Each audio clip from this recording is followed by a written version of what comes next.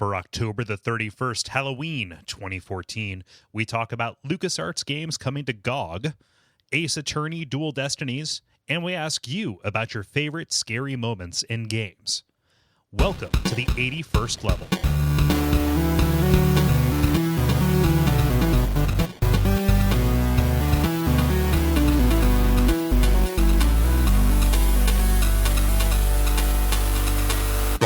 My name is Cole Ross. I'm Dennis Furia. I'm David Meisman. I'm Ben Merkel. And you are listening to The Level. It's a podcast for people who love video games. So I just realized in listening to our roll call that I consistently open shows with "My name is Cole Ross," and then you guys go with the far less awkward "I'm so-and-so." It only works for us because you've kind of set that precedent, though. Oh yeah, that we're not just saying names, that these names belong to the person whose voice you're saying you're hearing. Because that's a legitimate concern. You know, they might have thought they just logged into the Saying Names podcast. Yeah, well, it's part of like an ARG. It's like a numbers station, except it's a names station. Jimmy. It's the podcast for people who loves names. It's the podcast for people who have names. Number one on the iTunes charts. Have you actually? I met a dude once who had no first name. It was kind of interesting. Yeah, he was an Indonesian fella. I'm assuming just like in his culture that was just how it is. So like he was a waiter at a restaurant, and his name tag said like FNU for like where his first name would be, which we asked, and it stands for first name unknown. They're like all capital letters. Instead of a name tag, there was just a hole torn out of his shirt. True fact. My dad has no middle name. Huh. Yeah. So whenever what happens if he becomes a serial killer? I do not know. Whenever he has to sign it, he just puts down T. And I asked him, I was like, just one day I was like really embarrassed. I was like, what? I can't believe I don't know this. What does T stand for? And I found he's like, oh, nothing. It's just, I could put any letter there. It's just T somehow is what I landed on. It's easier to be consistent. Yeah, it does sound prim and proper, doesn't it? Mm-hmm. Yeah. See, I feel like I would go with something like off the wall, like Z with umlauts. Zoom outs? Did you just say zoom outs? Because that would be amazing. Zoomlots. That's actually the technical term for a Z with umlauts over it. There's zoomlots. Yeah. Mm-hmm. No, it's when you put a zoomlot over a letter, you say it too fast for anybody to hear. Hey, are you Scandinavian? I couldn't tell. This is dumb, you guys. I want to lead off with an announcement, though. Is that cool? Yes. So this is going live across the entire network, but we want to make sure that you're hearing this as well, because every episode could be somebody's first. Or their last. Tomorrow is not a guarantee. But Halloween's soon. So whatever. This comes out on Halloween. Mm-hmm. It is Halloween. Yeah, that's right. It's a we should have spooky versions of all of our names. Oh well, too late now. Too late now. That's like normally I'm down for all the fun trends. That's one Twitter trend that I just have no interest in. Really? Yeah, and then there's there's the Thanksgiving ones and the Christmas ones. Yeah. I don't know why I'm a Grinch about that particular thing, but that's like the one thing I'm not down with. And like you're not normally a refusenik. Like you're generally game for most things. No, yeah, like I'm usually pretty casual about. I think it's just something sacred about usernames in my mind. I don't know. It's not your username. It's just your display name. Oh yeah. Okay. This is the second week of this show being about the goddamn Twitter API. Fuck. I'm proud of you all. But is this what you wanted? Are you not entertained? Retweet if you're down. No. So on November 21st and 22nd, there's going to be a new thing for the network, a charity stream. We're calling this Duck Stream 2014 Action Edition. And what this is, it is a joint effort between the Cincinnati and Portland branches of Duckfeed, the network, to stream some games, have some fun, have some jokes, and raise some money for a worthy cause, particularly Transactive, which is a organization that aims to help transgendered youth, through kind of a tough situation, any kind of transition, trying to get through, get education to their families and their schools to, raise awareness of what this is and generally make life easier for those people. This is something that we're, at least I'm really excited about. I know Gary is as well, about taking the network and trying to do something good with it, especially in light of the recent unpleasantness. Like, let's show that gamers can come together. Gamers, bleh. People who love video games can come together and do a thing. So if you go to Duckfeed.tv/Duckstream, you're going to see kind of an evolving roster of things as they come together. In our pre-pro offline talks, we have talked about a couple of ideas. Check that out, and we look forward to having you.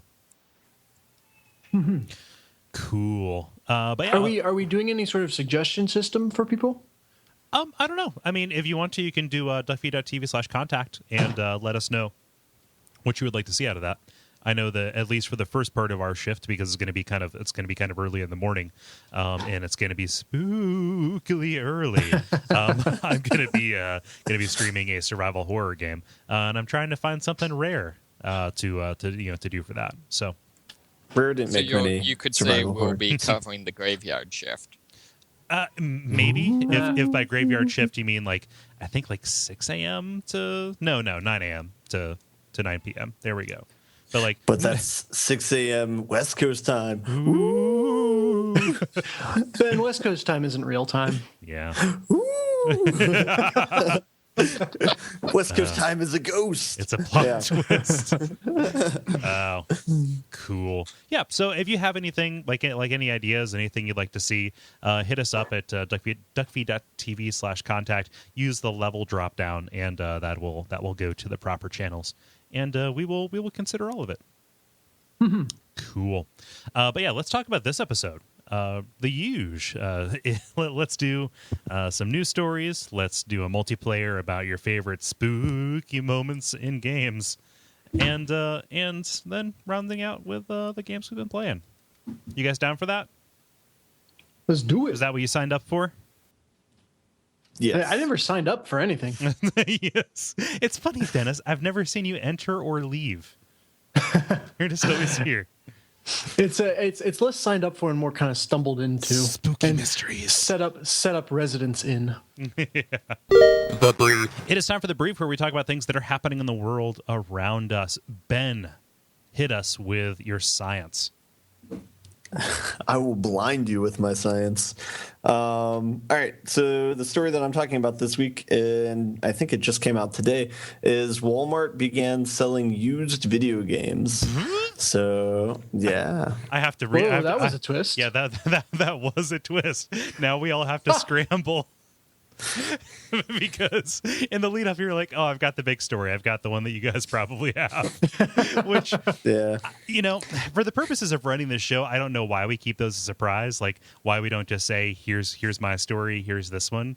Mm-hmm. I like because this. we don't like this show to actually run smoothly. Yeah. It's no fun if that happens. They like us to have lengthy digressions in the middle of it about how we consistently fail to run the show. So Walmart hopping into the used game business, just a shade under a couple decades too late, I guess. Yep. Yeah. Well, something has to survive GameStop after they crash, so here you go. But yeah, and also if you thought you didn't like Walmart that much, now they do this. I don't know. Yeah. I shouldn't put my opinion in this, I suppose, but I'm not a big fan of used video game sales. No, since they tend to underbuy them and oversell them. Yeah, and the money does not go to the game developers. Yeah. So, yeah, I think I'm pretty much in the exact same boat that you are, and I can't imagine that that Walmart is getting into the Haunting Ground is out of print. let's try and sell this for a fair market price. No, it's somebody stole. Okay, so here's the thing: most used games that you buy, especially if they're brand new, like if they came out in the past month, they were stolen from a Walmart. Oh. Right? Fair enough. Awkward. I know. Oh man, somebody wore this. Man, somebody wore the same receipt to this party that I did. Yeah. So I don't know where Walmart's going to get all of their used games. They're gonna have to Guys, steal. our them from the inventory people has stealing not them. changed at all. I know. We've been trying to stock up on a certain type of game. The shrinkage Well, is they're directly acting on correlated. the margin. They can steal from themselves and then write it as a tax write-off at the end of the year. Yeah. Well, no. They could like All of our games were stolen. So that's the thing that some used game stores do, right? Is if a new game doesn't sell, what happens is they will buy back the inventory and then resell it to themselves as used, so that they can resell it with a higher margin at a later time. Oh wow, Yeah, scuzzy. real scuzzy. There's nothing about that industry that is especially savory. So is a random question: is Walmart starting to get into used games more or less behind the curve than Microsoft buying Minecraft? I think. Ooh. I was going to say more, just because used games have been around for longer, so they had more of an opportunity. But yeah. I'd go with that too. That's like a Maybe. 20-year-old thing versus a 10-year-old thing. Yeah. So the best that I can think of is like if there's a larger extrapolation that you can pull from this, Walmart is a major retail like partner for a bunch of these publishers, right? Like as goes Walmart, so goes, EA and Activision, et cetera, et cetera. Like I could imagine publishers throwing a much bigger shit fit about this 5 years ago as compared to now. Because digital is just like everybody is focused on that. Like every single platform is capable of doing digital distribution. That is not the biggest the biggest slice of the pie, right? So Walmart going around and doing this, maybe it caused some friction, but like that's the only reason I can see this not making any like real fallout. See, I every so often go to like GameStop or somewhere, to look for used games, but I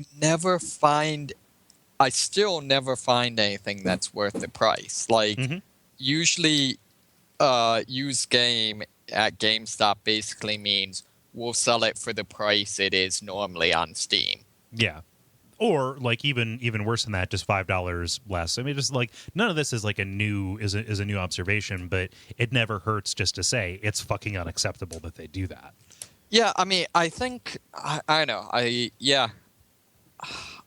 guess I'm not sure. Like, what is the scenario where people buy these used games if they're not actually that cheap? I mean, just There is there's a perceived difference. Every price in the entire United States ends in 99 because people think, oh well, this is $2 instead of $3. And something that's $5 cheaper. Like, so if somebody is just going in to buy a thing, and like if you had two identical boxes, one that was shrink wrapped and one that was just shrink wrapped 20 minutes ago because it left a Walmart in somebody's backpack. And one is $5 cheaper, like, and you don't consider the ramifications of that, you're just going to get it. Like, and they're pushed, and there are all kinds of deals and the discount cards and everything, so they can harvest your information issue is and stuff. More, it's not so much like a long tail issue, where so much as it is like people selling used games for games that are still selling new. Right, like that's where there's kind of the most heat around this. Sure. Like as time goes on and stuff goes out of print, specifically things that are not available in digital, used games become less and less objectionable because like maybe that $17.99 copy of Clock Tower 3, I don't know why I just keep saying these games, probably because I'm thinking about them a lot, becomes less of an issue because there's no way to buy it new, right? Sure. Enter good old games. Yeah, I guess kinda. my issue is I feel like used games is kind of inherently flawed simply because, in my observations, they can't update their pricing often enough to really be competitive with like digital games. No, I mean there can't be like there can be sales, but there's so much of a lead up that has to go with that. Whether you're GameStop, whether you're Best Buy, whether you're Walmart, if something is going to go on sale in retail, you can't just press a button and drop that price. There are circulars that have to be printed, things have to be relabeled. Oftentimes there's special signage, shelving. Like it is meant to coincide with actual rebuildings of stores essentially to change that marketing package, right? Yeah. So there's also a follow-up to this story, or like a second part of this. So in addition to starting to sell used games, they're also going to be selling the new Call of Duty game a day ahead of time. And That's ridiculous. And for anybody who buys the Call of Duty game, they will give them a 50% bonus for any of the used games that they sell to them as a way to kick off this engine, I guess. But yeah. Yeah. So they have Activision's full buy-in on this then. Yeah. But they have a fun term that has been made for it where when you can buy the game anywhere else, it's now called the Day Zero edition as opposed to the -1 edition. But yeah, I thought that was cute. Anyway, but seriously, just get Steam, whatever. Yeah. Wait, don't you? This don't coming you not from have the Steam? only one on the podcast that doesn't use Steam. Hey, Ben can appreciate it intellectually. Like he's eyeing True. Steam longingly. It's true. And I have games that I will be able to play on a PC. I've already invested in it. Mm-hmm. I just need to invest in the PC now. Yeah. Dude, It's kind of like the Mono effect. It's already on your machine. Yeah. Ben, seriously, Ben? Like if you give me a budget, I will pick the parts for a PC for you. I swear to God. It's nah. I mean, let's not. Isn't it fun for the anticipation, right? I suppose it is, but I want you to be able to 8 years participate. or so, right? Yeah. It's remarkable that computer has lasted as long as it has been. I don't know if you know this. What or does not. a gaming PC even cost now? I mean, I built mine for like $900, and it's pretty. Okay, It's pretty good. It's not top of the line, but it's good. It'll play. Good. I bought a PC monitor that I will use for the gaming PC. I'm taking small steps, but I'm getting there. Don't worry about it. I don't. I I feel don't like intend to this rush you. is kind of like the guy who every day steals apart from the assembly line for his Cadillac. Yeah. So don't take my offer as me trying to rush you, Ben. Take my offer as an earnest effort to try and remove as many barriers as possible between you and this thing. I appreciate that. Okay. I get that. Yeah.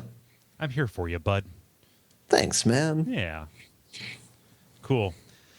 I don't know what to think about Call of Duty coming out a day earlier. In a lot of ways, I just couldn't give any kind of fuck about it. So it makes it a little bit ridiculous that I'm even continuing to talk. I'm kind of excited for this Call of Duty, not so much because I'm excited about the game, but more because they kind of got smacked down with the last one. I'm interested to see if they learned any lessons. What was the last one? Ghost? Yes. Okay. The one that got where all of the critic scores were 100s and the aggregate user score is 4.5. One of my favorite screenshots on the internet really is it's a screenshot of the Steam group for Boycott Modern Warfare 2 or some Call of Duty, whatever the first one was where they took away the ability to use dedicated servers, right? Oh yeah, sure. Yeah. And it's a screenshot of all the members of that group, and 90% of them were playing Call of Duty Modern Warfare 2. We're playing the game they're supposed to boycott. For what it's worth, I still have not bought the last 2 Call of Duties for that reason. But Cool. Slacktivism at its finest. Yes. exactly. I can make a statement by not buying something. How awesome is that? Oh man, Dennis, you got a story for us? I do. So I guess I'll do the real big one. Okay. In addition to my own kind of mini one. A lot of LucasArts games are coming out on goodoldgames.com. GOG? GOG.com, including X-Wing and TIE Fighter. Mm-hmm. Which is the one that has everyone in a huge frenzy. I've never played those games personally, but I know them by reputation. Yes. And then there's also a bunch of adventure games coming out, including Sam and Max and Monkey Island. What else am I missing? There were a couple others as well. Yeah, so Sam and Max Hit the Road, Tales of Monkey Island, that's already out. Monkey Island Special Edition, and Indiana Jones and the Fate of Atlantis. Ha! Yeah. Man, So- I tutored a link to this story when it was first announced because I was really excited about TIE Fighter. And I got like a remarkable response from people who I didn't even know played video games or were like had any investment in that, because like I've wanted TIE Fighter on modern systems for a good long time now, and apparently that's a thing people really care about. Sure. Is this at all in the same DNA or lineage or whatever of like the X-Wing Alliance and those various games? Yeah, this is the like the predecessor to those. Okay. Yeah. Was X-Wing Alliance the one with the grand story, and you were like a part of a freighter family that was Yes. drawn into the... Okay, that's the one Star Wars game that I really, really got into. I played a little bit of Rogue Squadron, and then got deep into X-Wing Alliance. Yeah, that was like a mutual friend of Kole and I during high school was really, really into that. So that's the only one of these I've had any exposure to. But it was good. Yeah. So this is pretty cool.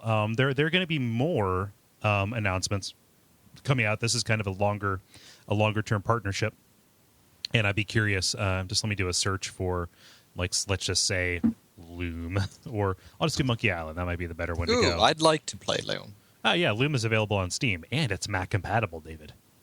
Yeah, that's a weird one. Like I remember playing that as a kid, but I never realized that it was supposed to be a game about playing music. So I got very, very little progress. Yeah. So the Monkey Island Special Edition is still on there. I'm wondering if this means that this stuff will never come to Steam. Yeah.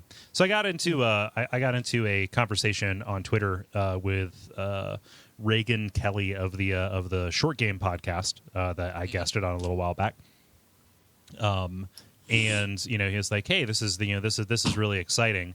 However, it's still a little bit of an oversight that they didn't bring, like, say, Day of the Tentacle to modern systems, and I Fire Back, also Full Throttle, doesn't exist." And in general, whenever this topic comes up, whether it's X-Wing or whether it's like just like any of these, this new canon of LucasArts games, there's like an outcry that says, obviously, you dummies, if you put this out there, we will buy them.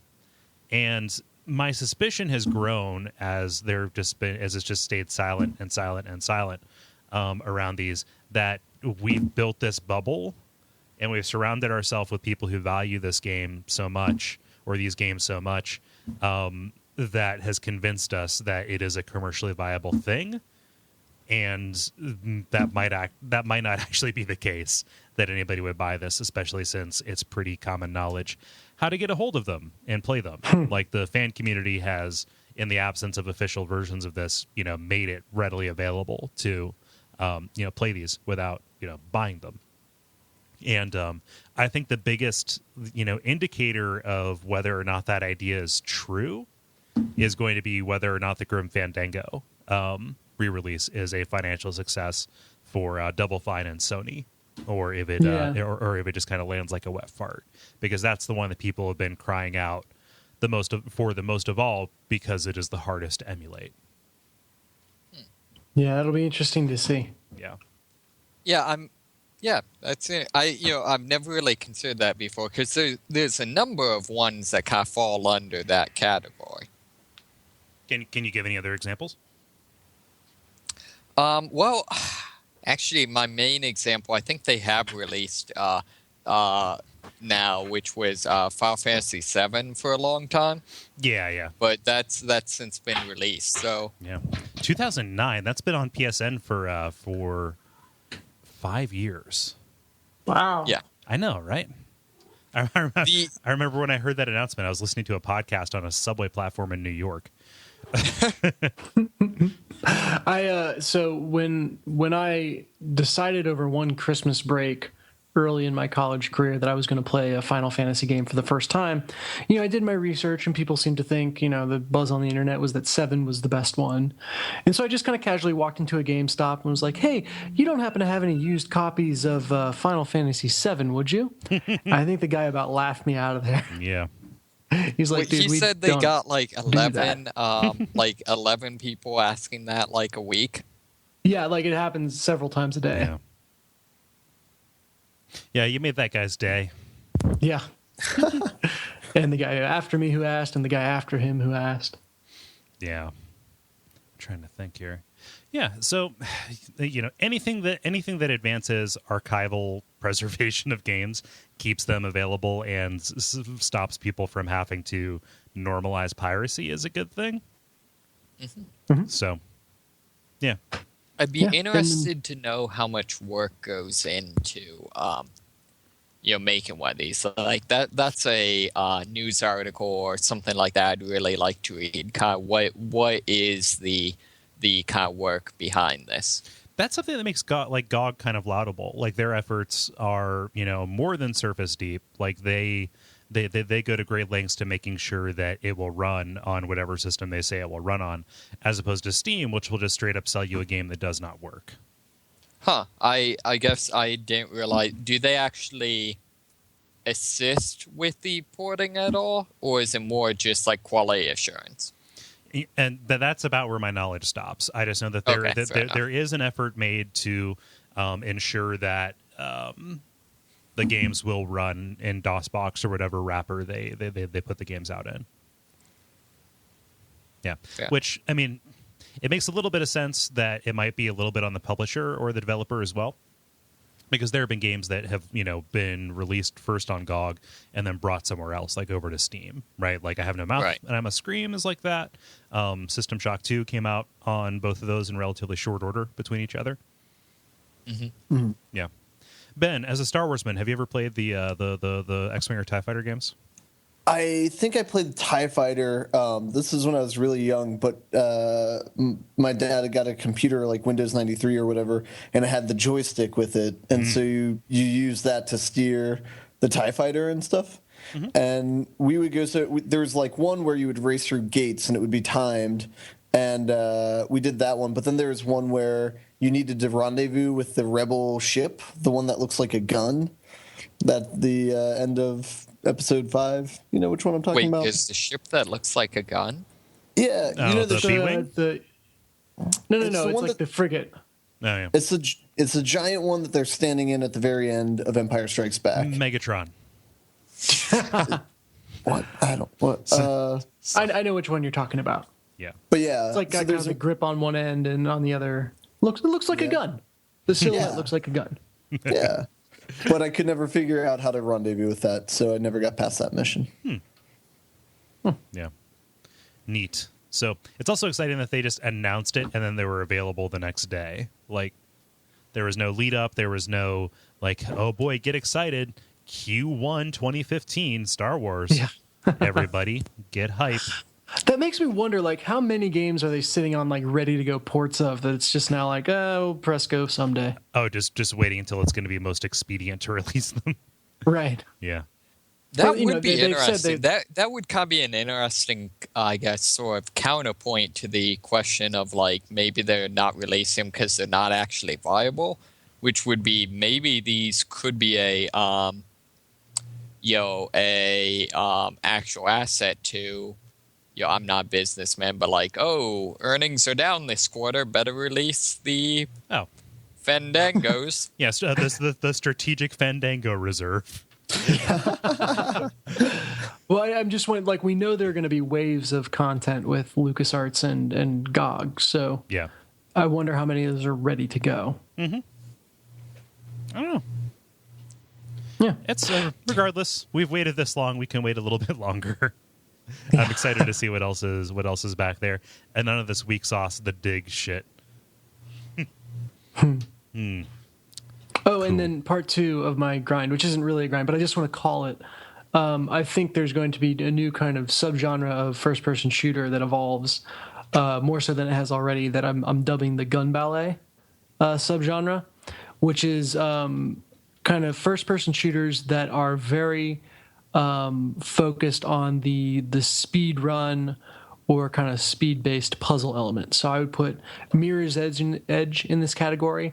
I would put the newest ones that made me think of this were The Lovely Planet and Dead Core. Mm-hmm. And then Kole was kind enough to point out The Club as another kind of speedrun shooter. Although after watching videos, I'm not sure if that quite fits. Yeah. But it's these very high-velocity shooters where traversal is kind of the main mechanic. Rather than the shooting. So keep an eye out for those. Yeah. Huh. That is Dennis Furia's Eyes on the Street. Yeah. I figure, I might as well engage in that punditry where you voice a strong opinion or prediction. If it comes true, you're a genius. If it doesn't come true, no one actually remembers that you said it in the first place. So yeah. Sports Center. I'm going to do one real quick, guys, and I really think we just need to move through the story as quickly as possible because we're going to need to hop onto the quarterly earnings call. This is going to have a drastic impact on our Games and Dames initiative. Where we get sexy ladies to play games on Twitch in order to for a premium for a fee in order to get that back. Ben? Go ahead. Is that a thing?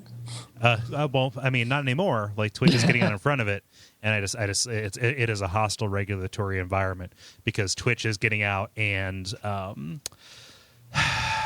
they're getting out and reminding everybody that they have a dress code.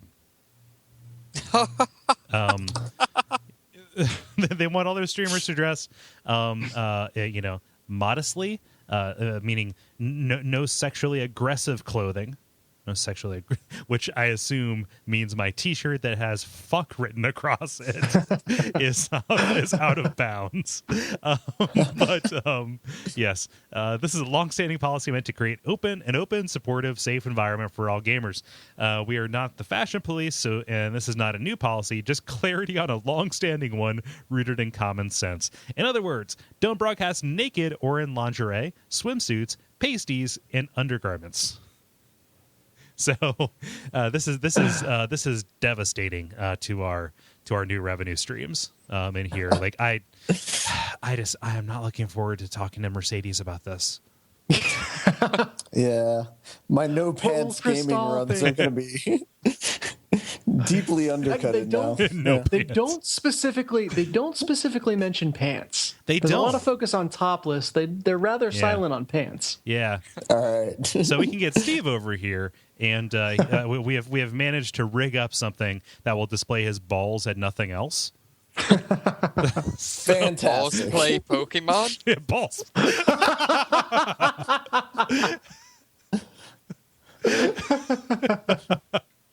Which, it's funny because this actually does raise some important questions about, obviously there is demand for this, and it's laudable of Twitch, to get out in front of this and, not condone, something that is objectively gross. But there's also stuff about how effectively can you police that? It's mostly relying on community reporting.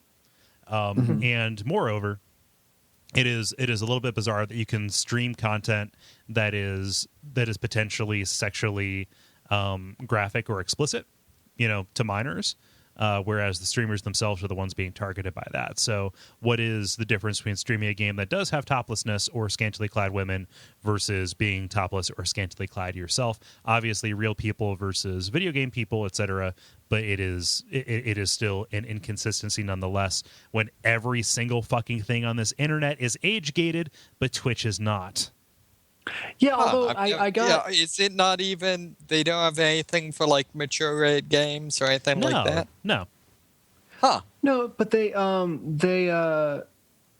do have. I jumped into a PlayStation live stream of, I think it was Spelunky, but they had a warning pop up, and I had to agree, like, acknowledge that there might be mature content on this channel. Oh. Which again, it's Spelunky, so I Yeah. don't. It's not related to the game, but I You think it might have obviously been like. haven't gone to the secret areas of Spelunky. Yeah. No, I wish it was that good. Those The sexy, hot sexy coffee Mayans. Yeah. But I took that to mean like maybe the moderators will make a cuss. I don't know. Yeah. But it was very strange, kind of to what you're saying, Cole, that was gated in that way when so much other content can just slip through. Yeah. Like, and I don't want to be misunderstood here. I think age gating is fucking asinine. Well, Yeah. how hard is it to scroll Yeah. a little bit further back? January 1st, then you highlight the year, scroll one scroll wheel down, and click whatever's there. Steam thinks I was born on January 1st, 1977. Is it bad See, that I'm actually it really honest? bothers me now that I'm like, old enough for anything. Is it weird that I actually put in my birth date? Like, I don't know if this is just like my personal like OCD pet peeve. Yeah, that is actually incredibly weird. No, I do Okay. it too. I just I said know. I'm honest about it. Like I've always I don't know what it is. It's easier for me to put in my actual birthday than it is for me to make something up. It's so it's easier for you to change 3 numbers as opposed to 1? Just the mental anguish of lying about my age is not worth it to me. Wow. I don't know. It's weird. Ben, back me up on I guess this. I'm not arguing that it's not weird. I'm just. I always like putting the earliest year to see how things go. Methuselah. Man, this 104-year-old really likes Watch Dogs. Yeah. See, I always wondered about like some of the maximums. Like, it's kind of we were talking in the pre-roll. We're speculating. With enough coin flips, every so often a coin must and in its edge. Like I've seen some things that like will get the earliest year you can put is say like the 40s. Mm-hmm. It's like I feel like with enough people in the world, there must be some like 90-year-old grandma that is really into Call of Duty. This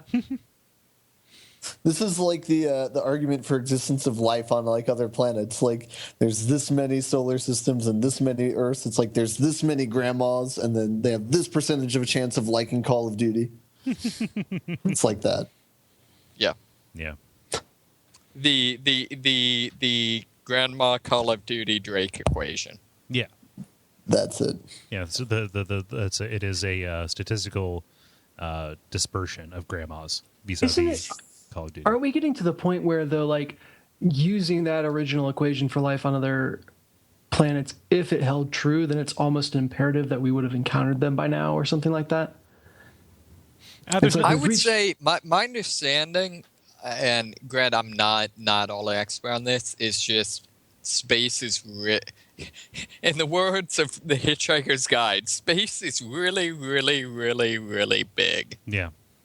Mm-hmm. And so it's a thing where, the equation says there almost has to be life on other planets, but the chances of any of them ever bumping into each other are actually fairly low.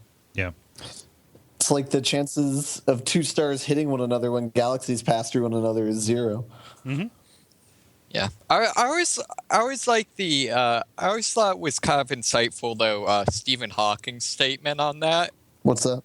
When talking about like we're putting forth all this effort to contact superior intelligent life, and basically his statement was like, yeah, that worked real well for the Native Americans and any other people group that like Westerners have met.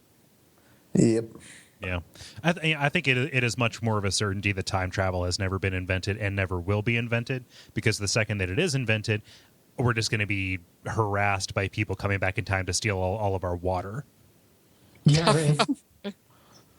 Unless Waterworld is right, in which case we'll be harassed by people coming back in time to steal all of our land. All of our dry Cigarettes. dry thief. Dennis Hopper, aren't you dead? Well, no, there's no drinkable water in Waterworld. They had to. Kevin Costner had to piss in a sleeve and then drink out of that. And Wait, they I weren't need to watch smart this enough movie. to like distill water. What's that? They The couldn't piss distill machines. water. Yeah, they had Well, to. Yeah. Yeah, it Pee was. machines. Yeah, it was like And- Dune, but he- except and he there were no had still gills. suits. Yeah, He had gills. He had He could have gills. jumped in the ocean and drank that way. No, but he he could still still- drank his pee. yeah. Well, no. I really need Wait, to but watch literally this movie now. all you need is fire, a pot, and like a tarp. But it's and bad you to can drink distill distilled water. water. You shouldn't distill water. You should die of thirst instead. Yeah, it's out of principle. You should never microwave distilled water. That's what happened to all the water. They microwaved it. Oh, David, do you have a story? No, Death stole mine. Okay, cool. Multiplayer. Time for the multiplayer where we interact with you, the listeners. See, like that. I didn't even ask permission. I just took us right there. Took us Nice. It took us to the net, you guys. Okay. I'm a little bit scared by this new Cole, but damn it, I respect it. Yeah, cool. It is authority. Let's see here. Dennis, what's the question you asked the nice people on our Facebook? Woo is what I started with. Yeah, gotcha. And then it's Halloween when this episode comes out. So I asked for everyone's favorite horror game moments. Not necessarily favorite horror games, but favorite horror game moments. Mm-hmm. Yeah. I'll pick us up with Samuel Bear, if that's cool. It is cool. Yeah. I don't play a lot of horror games, so this may be kind of cliche, but the buildup of Pyramid Head early in Silent Hill 2. At the time, I was living in my dad's attic, playing the game with the lights on, with lights off on a huge old CRT television. The best one was the apartment level, when you look through one of the locked grates and just see him standing still, watching you. Gave me a good case of the Pookies. Did you say I said Pookies, except that it's I didn't want to say spooky. We've reached our spooky quota. Don't say that word. You'll bring it here. Yeah, no. Pyramid Head just standing calmly on the other side of that cage, watching you. Mwah. Choice. Yeah. How can you tell Choice he's spooky. watching you? He's like a big metal thing. Just standing there, like unless he just fell asleep standing up like a horse. I'm just saying He's just that's gonna a start, like- distinct possibility. It's not evil. It's just sleepwalking. Yeah, A sleepwalking pyramid head is even more creepy than a regular pyramid head, I would Yeah. say. he pisses in a trash can thinking it's a urinal. Oh, I gutted a pig. I thought it was a human.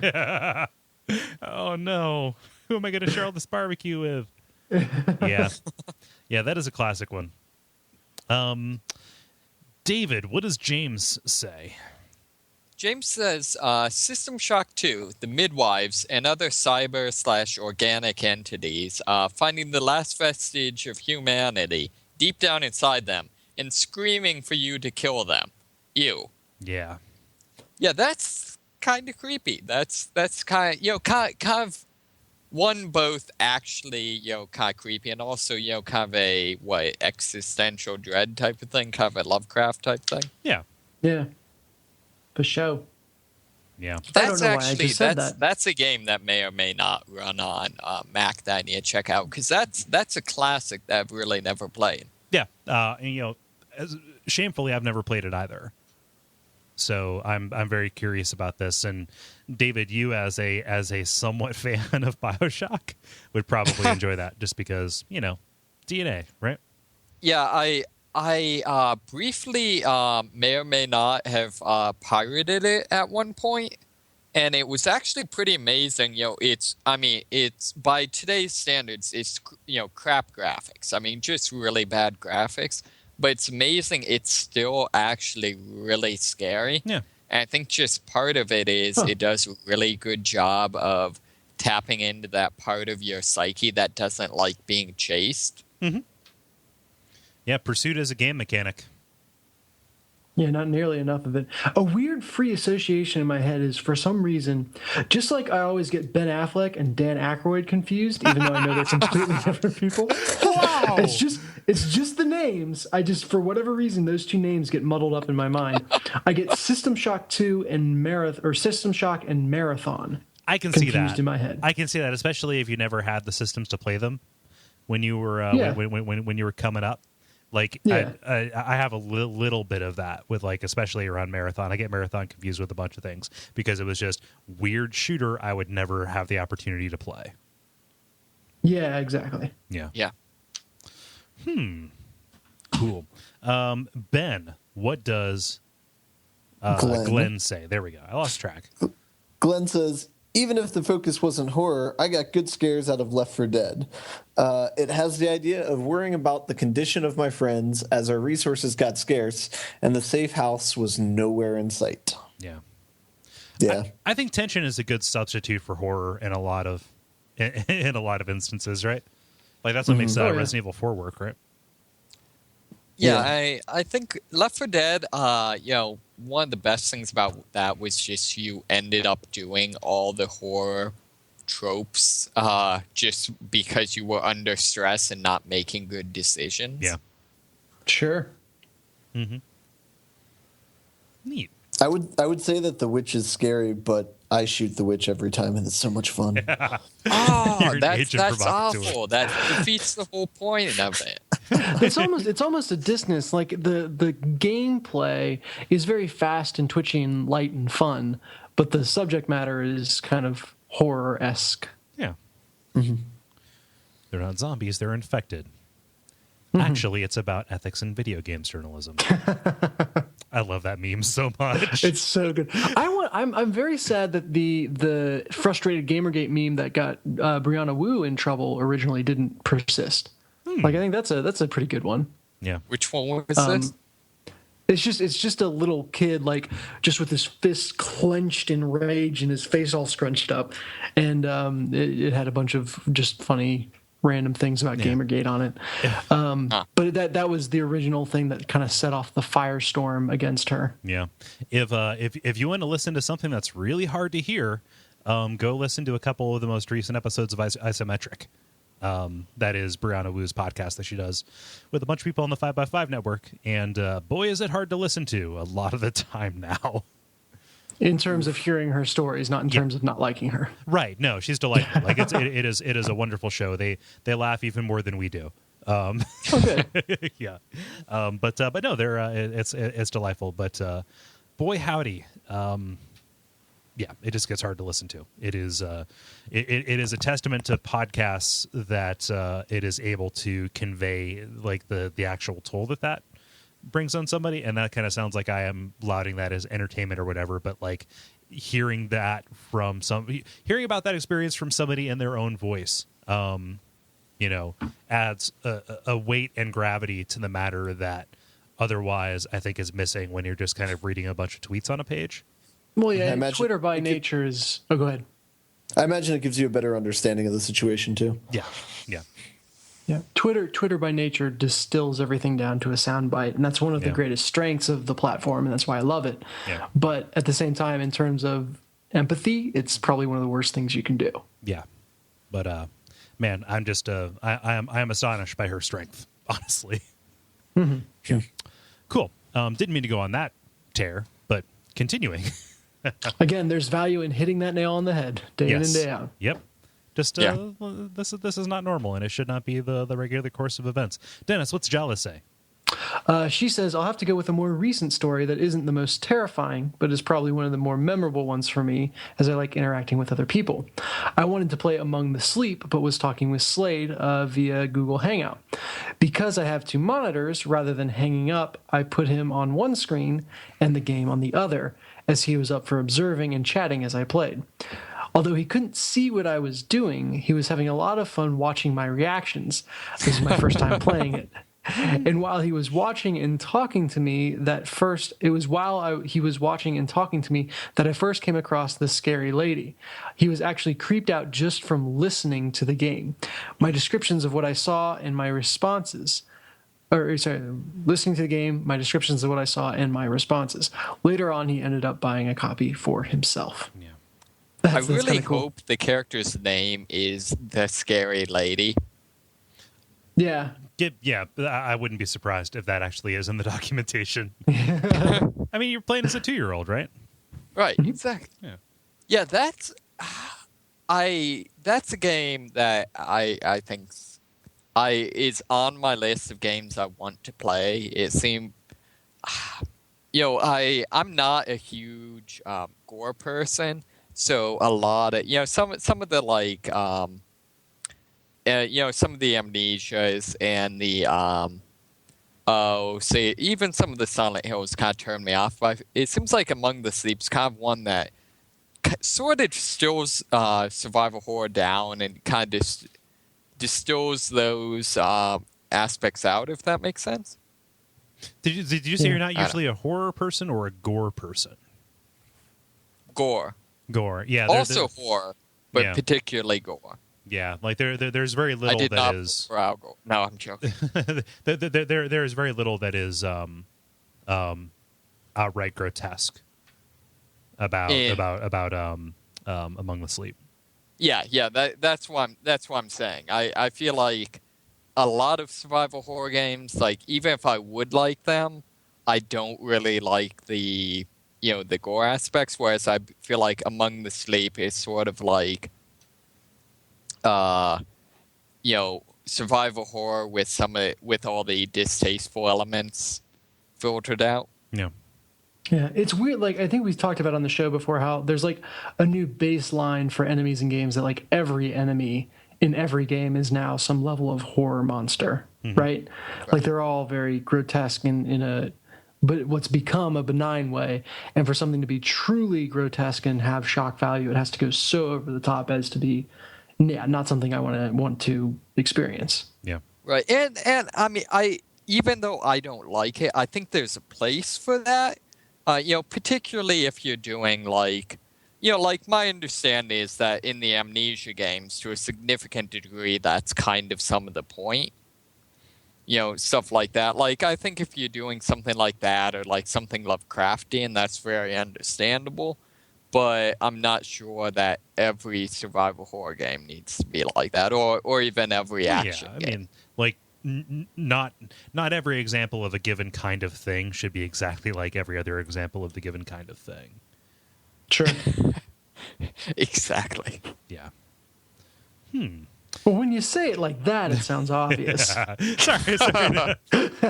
Let's hear. Jeffrey Lawton. Geolaw writes in, not a scary moment, but I was co-oping Left 4 Dead with Jala and Company, as you do, and we got stuck on a part where you are fueling up the stock car to escape the mall. You ride the elevator down and get a bit of dialogue where, in reference to the Dale Earnhardt type, Ellis says, wherever he is, coach, he's proud of you. Something about the delivery cracked me up every time, every one of the dozen times I heard it. Jala's friends all appropriately thought that I was losing it. So I'm going to parse that. It was a very strange sentence. I'm sorry, Geolaw. But there is a coach who says something about Dale Earnhardt being proud of you. He's a Dale Earnhardt type. Wherever he is, coach, he's proud of you. Okay. That is a moment in a horror game. I'm sorry. I'm sorry that I'm butchering this. It's not landing. Wait, I mean, have you? Yeah. It's you're going down to get this NASCAR racer's car, and Ellis, who's a huge fan of NASCAR, just starts like chatting up about this driver, and that's one of his potential lines is, wherever he is, coach, he's proud of you. Okay. Yeah, and then he sings his 17-minute long Southern rock version of "Candle in the Wind." Yeah, sure. Yeah. While he murders zombies. Is it weird that whenever I see Jeffrey's name, I imagine like some sort of like Steven Seagal-esque action movie. It's something like this geologist became a firefighter because he thought he would have a simple life, but when terrorists tried to take over the Pentagon with an earthquake machine, I know. Yeah. This summer, Jeffrey Lawton is Geolaw. Nice. I'll go ahead and do mine. So it'll be a little bit of a cop out if I just straight up say something out of Silent Hill 2, because obviously that is the example of everything related to horror, at least as far as I'm concerned, because I'm a parody of myself. However, this is genuinely some of the most scared I've been in a game. So Silent Hill 2 begins with James, you the character, walking down this long, foggy, wooded path from like a rest stop, at the top of a mountain leading into Silent Hill. Like all the roads are closed, so you have to walk in. And it's, spooky and scary specifically because nothing really happens. It's just kind of like letting you soak in the atmosphere and hear some sounds and things like that. But as you're walking along, you get so convinced that something is waiting for you out in the shadows. Like, just by the way that the camera angles are aligned, from out in the woods. And this was like on a second or third playthrough. This is like 2005 because I had a cell phone at the time, and this is going to be important. So as I'm going along, knowing full well I'm not going to find an enemy until later, I hear Jesus, what? And I just haven't seen it. And I was like, what's happening? Like, I'm getting like really tense and like a little bit of sweat on my brow, and I mute the TV. Like that wasn't there before. Maybe it's something to do with the chainsaw. I have no idea what. Like, man, it's still happening even though it's me. I need to like leave the room. So I left the room and just like, paced and like whatever. It's like after I calmed down, I walked back into my bedroom and the sound wasn't there, and I turned on the TV again. And I looked over. I looked over to notice that the cell phone, which previously was sitting in the middle of the table, was now dangling off the edge of it. Huh, that's weird. Oh, the cell phone was on vibrate, sitting on my desk. And it was ringing. I just hadn't had a cell phone long enough to associate the sound with the fact that it's ringing. So I thought it was coming from inside the game, and then from outside the game, and I got so freaked out by it. Yeah. So that is awesome. Some of the most scared I've been at a game. To pull something that's just a little bit more off the beaten path, probably the hotel chase from Shadow over Innsmouth. Oh, that's a good one. Yeah. That would be a good one if it didn't take 6,000 tries to get through. It wears out its welcome right quick, but it is still like the most memorable thing about that pretty good game. Oh, yeah, for sure. In addition to the 82 tries, what killed that one for me is just the fact that I had already found all the evidence to prove that the guy who owned the hotel was the cannibal. Well, so it's sort of like, what did I expect to happen? Yeah. Well, there was no way to get out of town, so that's why he locked the door and stuff. Yeah. Yeah, that I know. I mean, I guess that's just you have to accept the survival horror game, but that always bothered me about that game. It's not just accept the survival horror game; it's go along for the ride. It's any kind of media. Just go along for the ride. Mm-hmm. I guess. Shh, only nightmares now. David, what can you read Brandon Goodrich's responses? Sure. First, I need to click see more. Brandon says, while Dead Space was a very spooky game, and I enjoyed it a great deal, my story is a little different. When my son was a baby, I would sit him in my recliner with my feet sitting on the footstool. I would lay him on my knees while rocking him to sleep and scare the hell out of myself. And as added benefit, to getting some relaxed time with my son. It's pretty hard to get unnerved when you look down at a baby in a dinosaur onesie. Wait a minute. Is that a onesie with dinosaurs on it, or a onesie made to make your your baby look like a dinosaur, because I've had some nightmares like that. There's a show about that. I'm hoping for the second one. I feel like that would be the more entertaining. Yeah, it'd be adorable. Look at him. It just says, no, in his dinosaurs onesie, it just says, "I'm the baby." Oh, that's great. There's a second response there, David. And Brenda also says, needless to say, the baby was facing towards me and not the TV. Yeah, it's so not, that is important. We are not traumatizing babies with Silent Hill. It's not like the sound is the most scary part of Dead Space. I would be terrified. Like, I jump for nothing. Like, I jump every single jump scene, and I jump big. Like, Jen makes fun of me for it. It's so bad. And so I would be terrified to do what he's doing if I'm imagining it right, just because if I would jump and like literally jolt him out of my lap and onto the floor. Why did I oil this baby up so much? Yeah. Yeah, that's good times. Nice. David, how about you? You have any remarkable horror moments? My big one, is from Stalker, but I kind of don't want to say it because I'm hoping that someday you guys would play the game Stalker? and would totally spoil it. I mean, I'm not going to remember anything about what you say when I eventually play it. So. Sure. Well, basically the first part where you first meet a bloodsucker. Okay. It's very much the game all of a sudden switches to this creature that has an AI where it explicitly hunts you. Mm-hmm. Right. To where basically it drops you down into an area, a large open, dark area with a monster whose AI will actively try to sneak up behind you.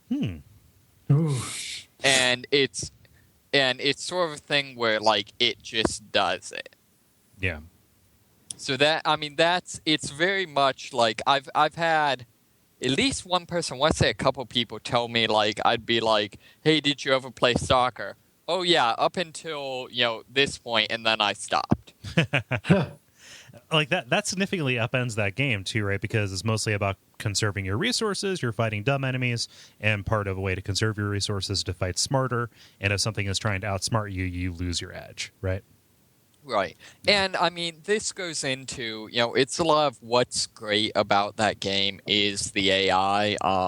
Its big thing is the AI is, in most games, enemies are basically just standing there or patrolling, and the AI only starts once you enter the scene. Whereas in these games, the AI is always going, it's always wandering around doing its own thing. Yeah. So it's very much a thing where, like, I routinely had, even though I'm a player that, Dennis can, cite his frustration with me trying to play games. I'm a player that, always checks corners, always watches his back, and routinely the AI would sneak up behind me. Yeah. Mm-hmm. So. And that probably adds to it because it's not a scripted event. It happens naturally.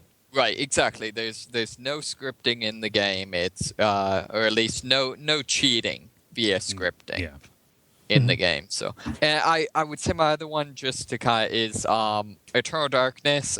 Just in general, really great game with the insanity effects. The bathtub scene's probably the most noteworthy, although it's kind of a cheap jump scare. Still works. Right.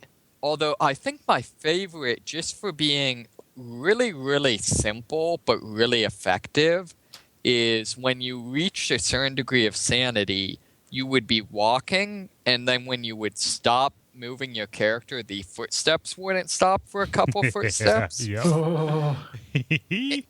And likewise, when you would like walk up to a door, often like when you were like a couple feet away from it, like someone would start knocking on the door real loud. Mm-hmm. It was just incredibly simple stuff. just straight up like, let's script this thing to happen, but really effective. Yeah. Can it not happen in other games because there's IP protection or something around that? Yes, that is definitely the case. Nintendo has a patent on sanity meters. Oh yeah, sanity meters. Yes, although like Dark Corners of the Earth did as well. One of the interesting things, if you ever want to kick, is read some of the like FAQs and like support sections for this game, because it's just like, I mean, it goes in depth. It's like, if you witness bleeding walls, or just all these weird things they do to screw with you. Because like there were legitimately ones where it would like, you would be playing on a GameCube, it would pretend to restart, and the PlayStation logo would come up. In the GameCube? Yeah. Yeah, like I just want to make sure I didn't want people to get their hopes up about PlayStation Eternal Darkness. Sorry. True. Yeah. Yeah, that's one of those that's my example for games that they keep talking about bringing out, that there should be a market for, and they're never going to actually bring out. Yeah, well, Silicon Knights doesn't exist anymore, so go that's ahead. That's one of the few games where it like incentivizes you to make your put your character in a worse position than he should be, because it's like, I just want to see what's going to happen now. Yeah. Man, that was one of my that continues to be one of my favorite episodes of Watch Out for Fireballs, the Eternal Darkness one, specifically because of all the sanity effects that I added into it. Yeah, that was a lot of fun. People still write in about that, saying, "Oh my gosh, I can't believe you did that. That was so good." Like it is one of the few pieces of praise that I will just accept without being like, "Oh well, it's a process." Yeah, the phone ringtone was especially good. Yep. Oh man, and just yesterday the Resident Evil episode is coming out. That is a similarly complicated edit, except it is wall to wall game music in it, pretty much. Wow, nice. Yeah, because is this the original Resident Evil? Yeah, this is the remake, the GameCube remake of the original Resident Evil. Wait, to show my like gamer like lack of knowledge, was the original Resident Evil the only one that was straight up survival horror? No. Okay. It was up until everything before 4 was survival horror. See, I thought the rest of them were just like zombies all over the city, like rawr. I mean, yeah, like the 2 and 3 did take place in Raccoon City, but they're still like in the trappings. Combat is de-emphasized, puzzles are emphasized, story takes a front seat. Yeah. Okay. Cool. Very cool. Like the at least all of them up through Resident Evil 4, including like Code Veronica, meet the hex crane criteria. Fair enough. Yeah. Cool. Dennis, what does Gustavo say? He says, when I was a kid, when me and my brothers played Blaster Master, I would make them mute the music in stage 4. I have no idea why I found that music to be scary. Other than that, games that featured fleshy levels or enemies were the worst. Mm-hmm. More horror games specific, The Walking Dead Season 1, Episode 1 had a scare that horrified me and punched me in the gut. I'm weak against family tragedy. Yeah, I know which one you're talking about. Yeah, for sure. Yeah.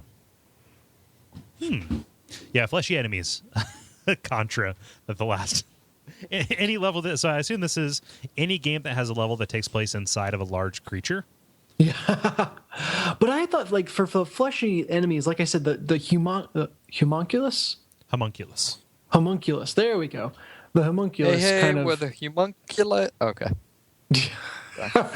But that's become almost like a trope for enemies in action games or shooters or any game. Like it's just ceased to have an effect. Yeah, like the straight up body horror enemy kind of thing. Yeah. Yeah. Or like the warped amalgamation of many body parts. Yeah. How about you, Dennis? What are you what are you most deeply afraid of? Well, that's a totally different question. Yeah. Losing my mind piece by piece. That would be that one. Cool. Hey, high five, buddy. Yeah. But for horror games, I went back through. I really, for all that we talk about, I haven't played that many horror games. So I'm going to kind of do the cop out Silent 2 Pyramid Head thing. But specifically, you get to the top of, I think it's the hotel, or maybe it's the hospital, but you get to the top of the roof of a building, and just is the hospital, yeah, and you're just kind of walking, and I honestly, to this day, I'm not sure if it was just I triggered something wrong or if it was intended to be this way, but out of nowhere, Pyramid Head comes and blindsides you and just knocks you off the top of the building. Yep. Yeah, and it was just so unexpected. Yeah. And again, I jump for anything, and I certainly jumped for that. That's probably the single most scarring moment from a horror game for me. Yeah. Dumb question. How do you survive falling off of a hospital? Well, you fall right into the emergency room. I think that is the moment, and you probably could have sussed it out earlier, but that was the moment in the game for me where it's like, yeah, we're not even going to pretend that any of this is real anymore. Like, you have ventured into your own personal hell now. The rules do not apply. You can fall off the top of a building and wake up somewhere else. The mannequin legs didn't do that for you. Well, I really tried to lean in and suspend disbelief. No, that's fine. Hey, I just said you're along for the ride. Like it's I don't know. Like we talked about it again, and watch out for fireballs. Like I go whole hog on all of these. I whereas I'm normally skeptical and questioning and critical, I will turn every faculty off. I will turn off every light. I will surround myself in this thing in order to throw myself over to the illusion, so I can feel something for once. Maybe it was the moment. Maybe it was the moment I realized that the game was not going to be internally consistent or externally consistent. Yeah. That's so there's mannequin leg monster type things, but it all kind of followed its own rules, and that's when even its own rules did not apply. Yeah. Nice. Ben, what does David say? David says, Silent Hill games have always been the best for giving me the chills. The creepiest moment in my gaming history lives in the realm of the tabletop. We were playing a Gumshoe Detective / Call of Cthulhu mod. The advantage of tabletop over a video game is that our DM was a good friend of many years and could personalize the experience. It was a great session that left all of us more than a little spooked at the end. Yes. Yeah. And as you round the corner, you face a monster made entirely of abandonment. No.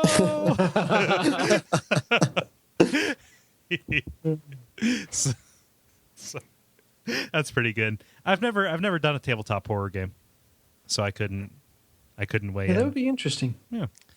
Yeah, I mean, I know Call of Cthulhu has a big history on that. I mean, Yeah. It's a thing. So let's do it real quick for each of us. For Cole, it would be index cards out of order, and he could never put them in order. Yeah, they're behind a very dirty pane of glass, but all the dirt's on the other side. Yep. All right. Okay. Let's see. David or Dennis would be virtual pinball where the bumpers didn't work. Maybe that. Or a game that had no harder difficulty. It's easy mode on everything. I don't know.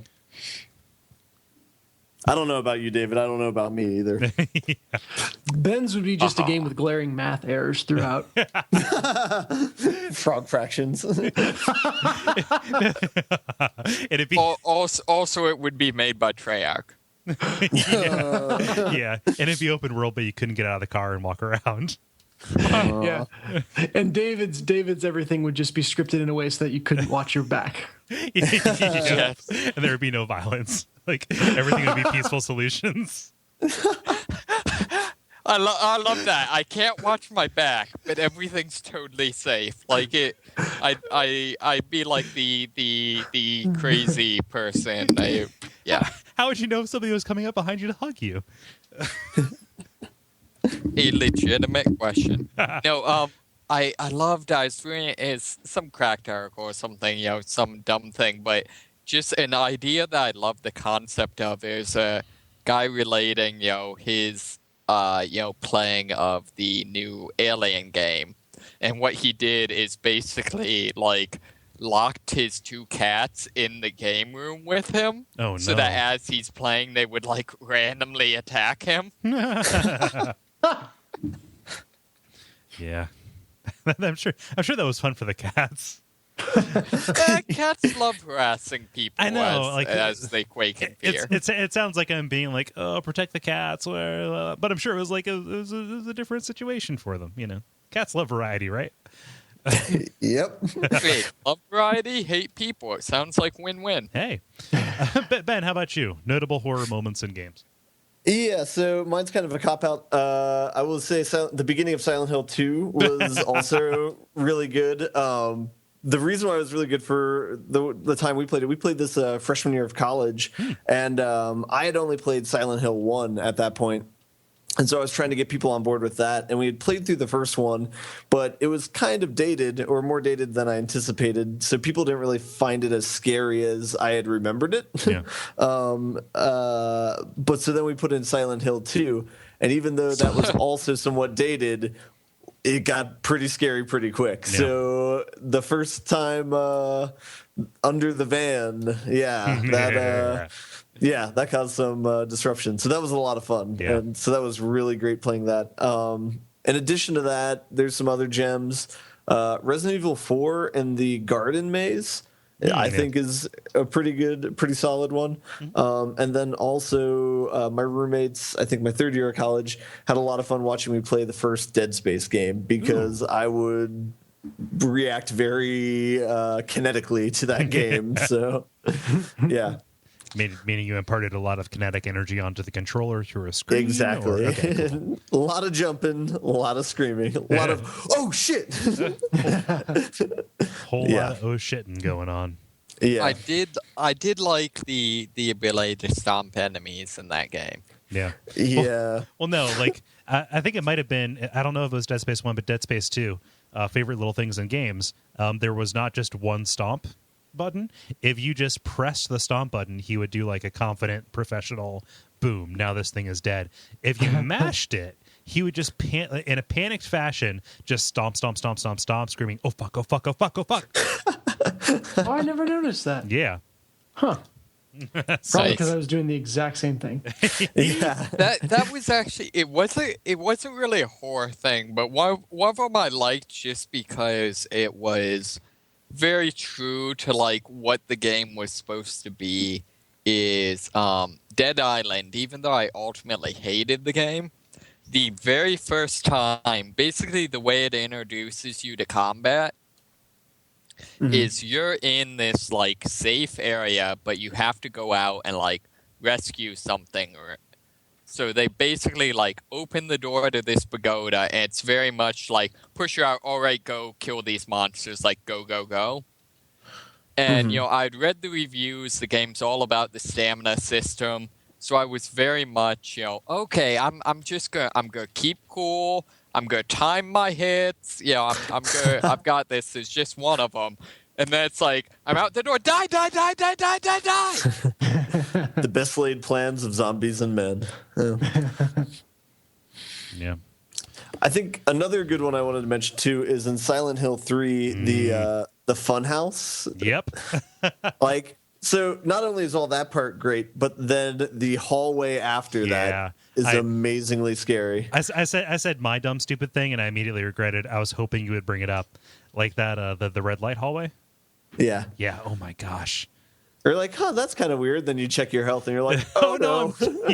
Yeah. Like Silent Hill 3, I feel like it's a little bit weaker overall, but god damn is it scarier, I think. Like just in a we're going to confront you with some really upsetting stuff on a regular basis. Like there are more of those moments than They each have their doozies in them. Oh yeah, for sure. Like I just I could go on at length, but we're already running along. David, what's Slade say? Slade says, I think the first time I was honestly scared in a horror game was the first Fear game. it was the first horror game I had played where I could literally not fight back against what was coming for me. And that feeling of not being able to stop it terrified me and had me on the edge of my seat the whole time. Yeah.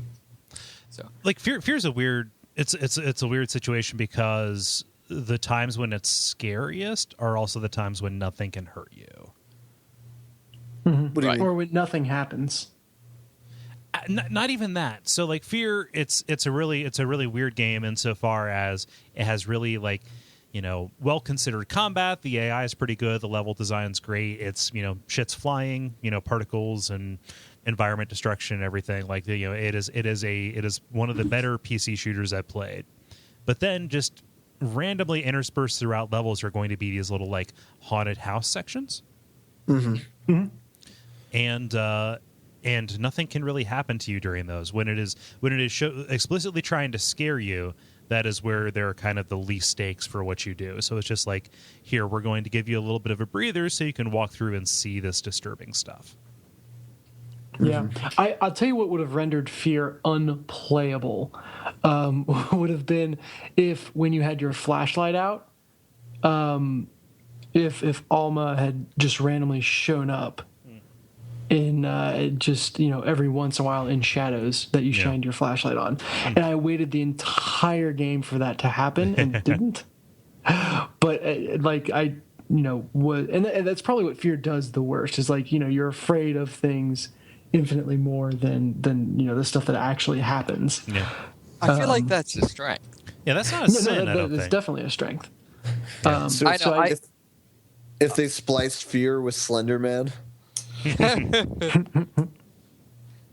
I feel like Fear has a couple of moments for me that were I really liked. I really loved the first time you find the room that's just full of blood, and your empath on the team just starts to talk about how he's sensing a lot of anger and hate, and your teammate just no fuck genius. But no, in terms of horror, I and these are both very much spoilers. I really like the transition to adult Alma. Yeah.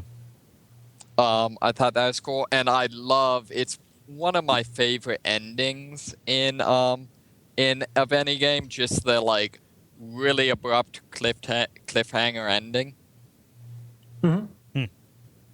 So yeah, neat. And I'm going to take us home with Christopher Schlee, who writes in, apologies about the length. Cole, feel free to edit this down to, Christopher says he's a little baby at horror games. Cool, Chris. I'll entertain this. Let's go. In The Lost Crown, I get back to the haunted building that I'm staying at night and notice, what the hell? What is that bathroom light doing on? So I walk inside and listen to the building creak all over the place. Walk inside the bathroom and bam! The lights go out. Also, doesn't help that there is something in the room that looks like a person when the lights are out. Ugh. There was also a weird one that wasn't a jump scare per se. But you spend a good amount of time in this little farming place outside of town, talking and investigating a mystery. Later on in the game, you need to go back and clarify some things, and the entire place is burned down. Something that you learn later happened years ago. Ooh. When the loading screen dropped me right into that, I had an oh fuck reaction and really felt like I needed to book it out of there. It was just too creepy to me. Tell him Large Marge sent you. And then he continues with one final example. Another one was from Anna. I played the extended version for the first time a few months ago. That one did sound pretty damn well. I'm walking around inside the cottage, exploring, figuring out some puzzles, and then knock, knock, knock.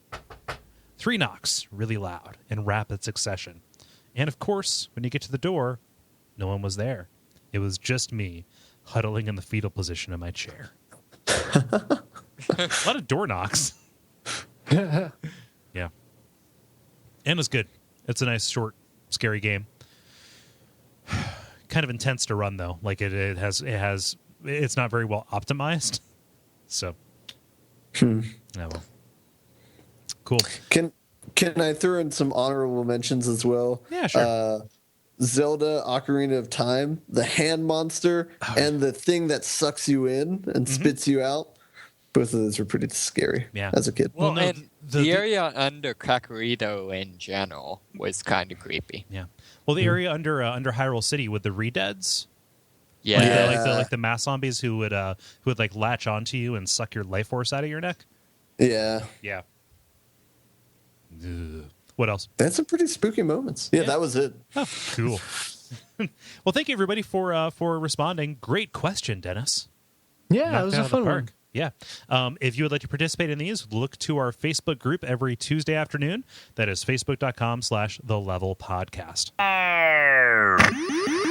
The grind. It is now time for The Grind, where we talk about the games we've been playing over the course of this past week.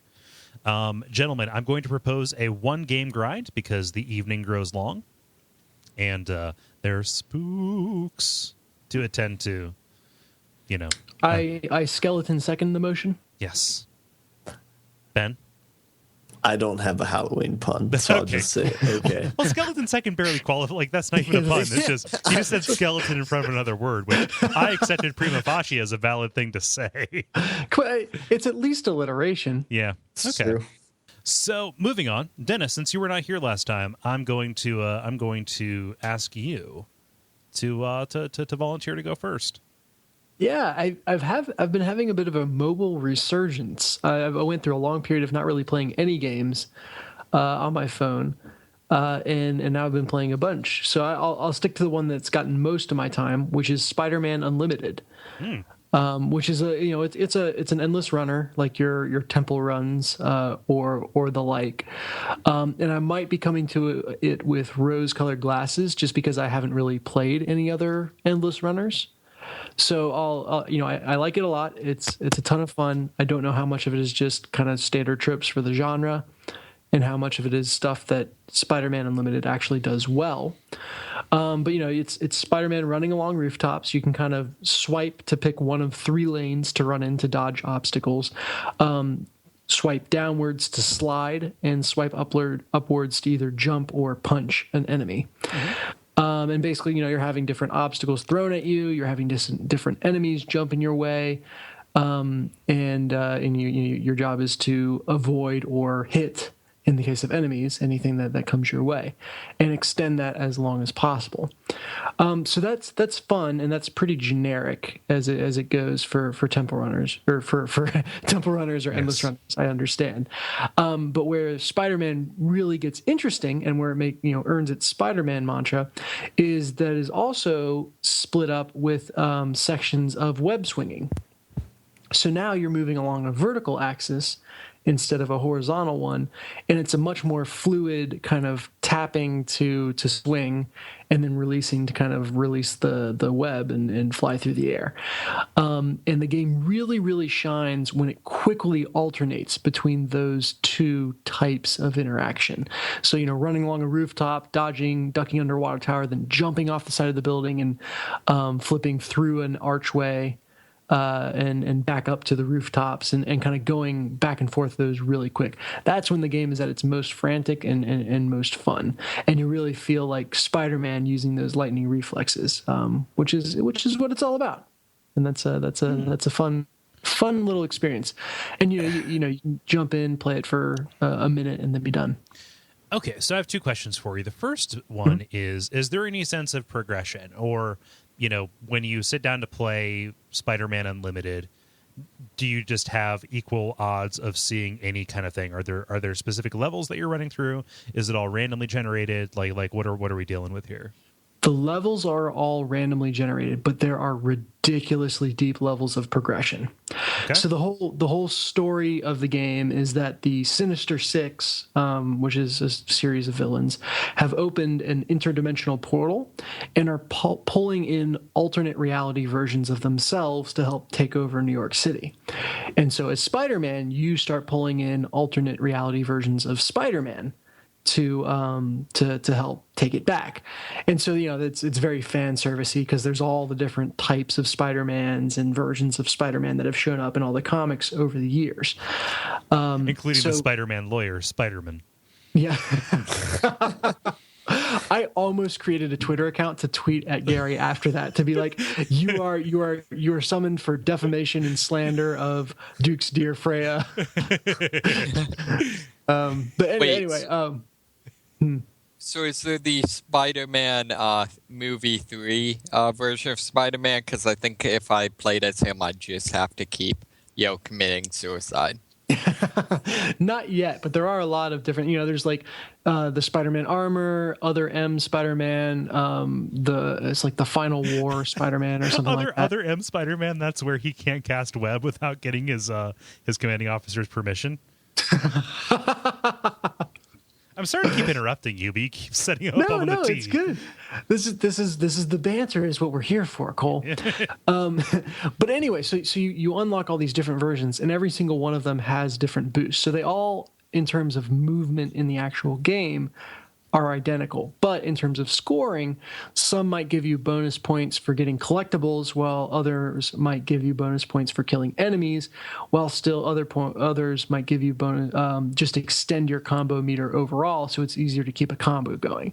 So they've each got their own unique perks that you can unlock, and then each of those levels up, but they all reach a level cap. If you reach the level cap, you can, and you have two of the same Spider-Man that come through. So it's almost got a collectible card feel to it, where you can get multiple common versions of a Spider-Man. But you can combine those to raise the level cap and level it up even further. And you need to do that so that you can advance in the main campaign of the game. And this is the one part that's kind of crappy. The main campaign is like the story of the game, and it's where you go through and figure out who the Sinister Six are and kind of progress the story. But you don't get any experience if you fail missions. And there are level requirements to advance, which means if you're not high enough level, you can't really advance by doing side quests, because you have to pass them every single time. So you have to kind of go play in unlimited mode and then come back to the quest. So they force grinding. I would say that, except the unlimited mode is the most fun, because it's where you're most likely to get the crazy combinations of web swinging and building running. Okay. So it's like, yeah, technically it is grinding, but the real, you're not playing the game for the campaign. You're playing it to feel like Spider-Man dodging stuff with Spidey sense, Yeah. So the campaign is the grinding part then? Yeah.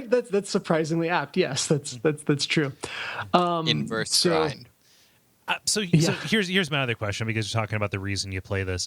Do you find yourself playing this consciously in order to make progress, or is this something that just kind of naturally nestles in the crevices around other things that you're doing? Yeah, it's totally like, I need a brain break. I will, take a walk around the office and play a level of this. So it nestles nicely in the crevices. The dangerous thing, though, is it has the whole time-gated plays where you get a new play every 10 minutes, and so if you use up all your plays before the 10 minutes is up, and so gross. Yeah, that's real artificial and gross. So I have fallen prey to the mentality of I've got 3 plays, I might as well do it 3 times.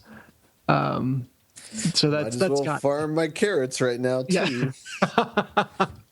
Sadly, yes, but the actual experience of playing it is rewarding and satisfying and fun in and of itself, in a way that, and I've never played Farmville, but in a way that I think those other games are not, where you're playing for the progress and not for just the joy of doing it.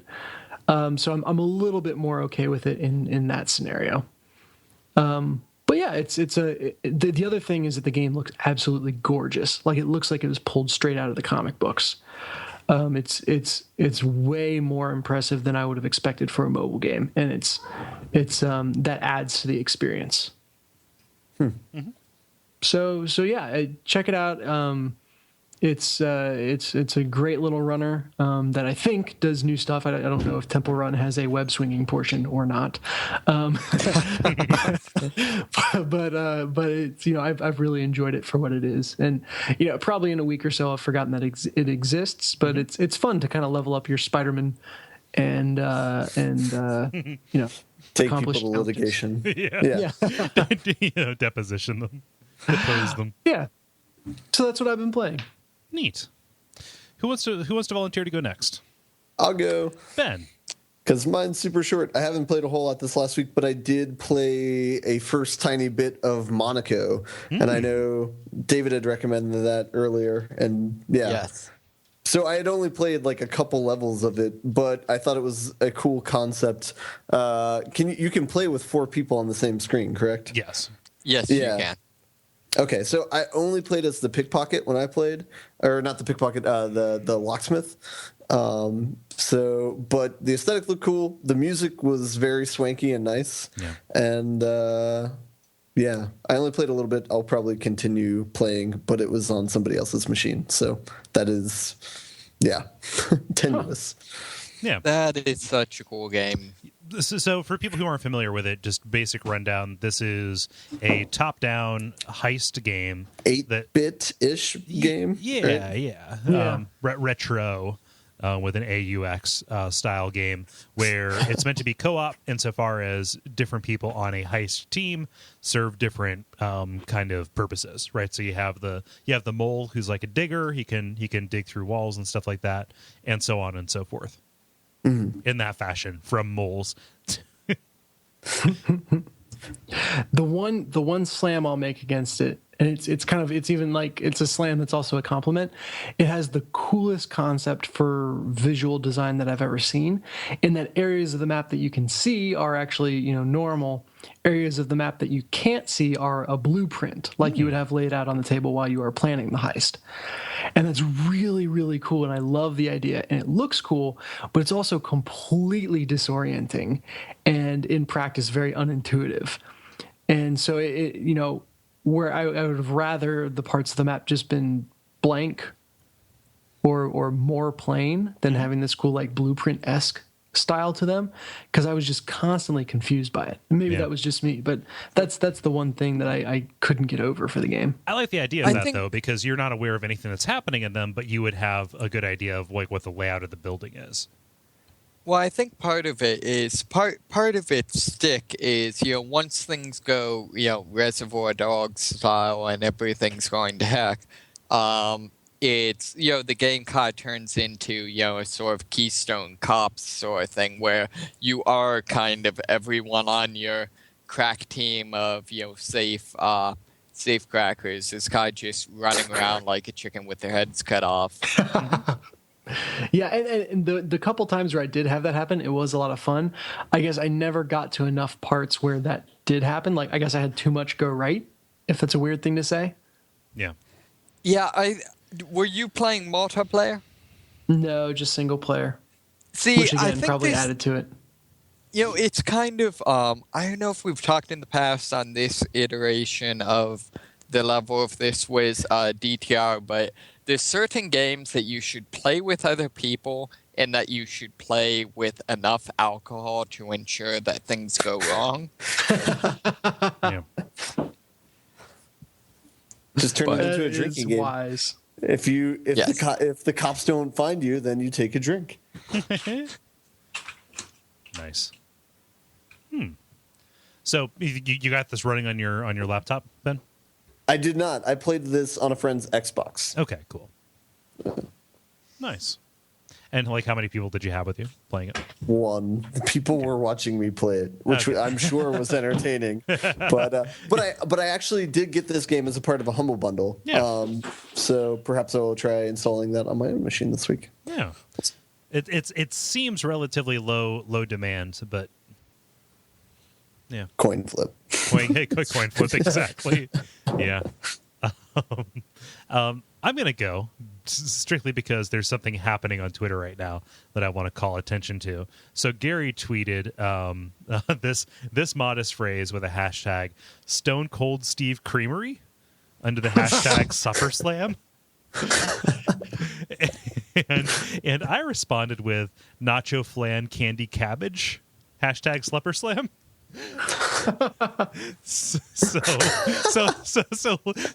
let's see what comes of this.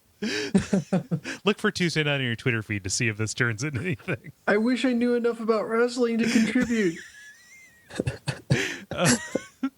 Yeah, so stay posted for more details about how this turns out. Is this like a Lou reads the internet style just for the Kole and Gary Twitter feeds? A little bit, maybe. No, we do this sometimes. We throw in. I think a couple months ago we had we had an epic one that I think involved like just tons of people, including just tons of people, like about celebrity names that were just a little bit off, indicating that they were like fake impersonators of that celebrity. I remember that. Yeah. Such as Edward James Almost and Ed Vaguely Jr.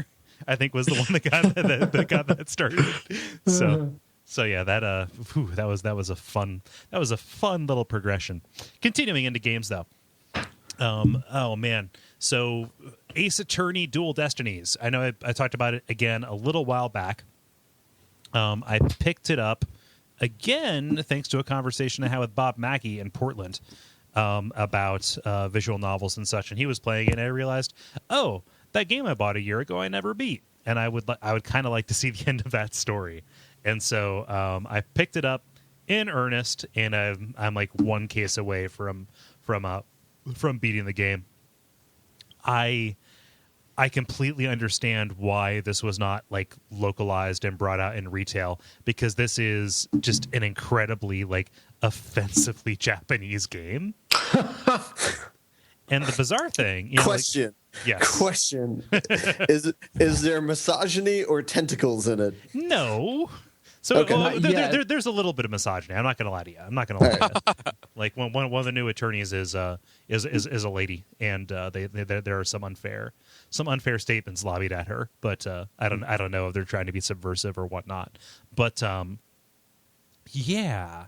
So I forget where I left this off or how much I like brought up. But the second case in the game, like the first real case after the tutorial one, it involves like a conflict between these two like villages / principalities or whatever that is expressed as this wrestling rivalry between wrestlers who dress up as Japanese demons, also known as yokai. And you're defending, like one of them, and like there's all this political stuff around it, and just everything is just so foreign, which I don't say to be xenophobic or to express any kind of like lack of cultural curiosity, because if I was reading this in a Wikipedia article, I would probably read the whole thing, because hey, other cultures' demons are pretty cool to read about, right? But it is so unrelatable, it is so foreign that it took me. I just would read a couple of text boxes and put this game down and not come back to it for months, because there's just no inroad. There's no like hook to set. There's no point of reference, right? Like you have to have drank the Kool-Aid on Japanese culture so hard that you were always going to enjoy this game, or just be completely alienated from it. There's no middle ground. Yeah, or eventually get past all of the exposition and setup to the point where it's like, all right, this person was killed, and then, oh, how did the killer escape if it's a one-way locked door, and there are air vents in play, and secret chambers, and doors that only open if you move these statues one way or another. Like, on the second day of the trial, it turns into a regular mystery. But one of the defendants or one of the witnesses is a girl who just constantly slaps little Japanese warding charms on you whenever she gets like upset, like, oh, there's a demon ready to come get you, and it's like, I have no point of reference for this.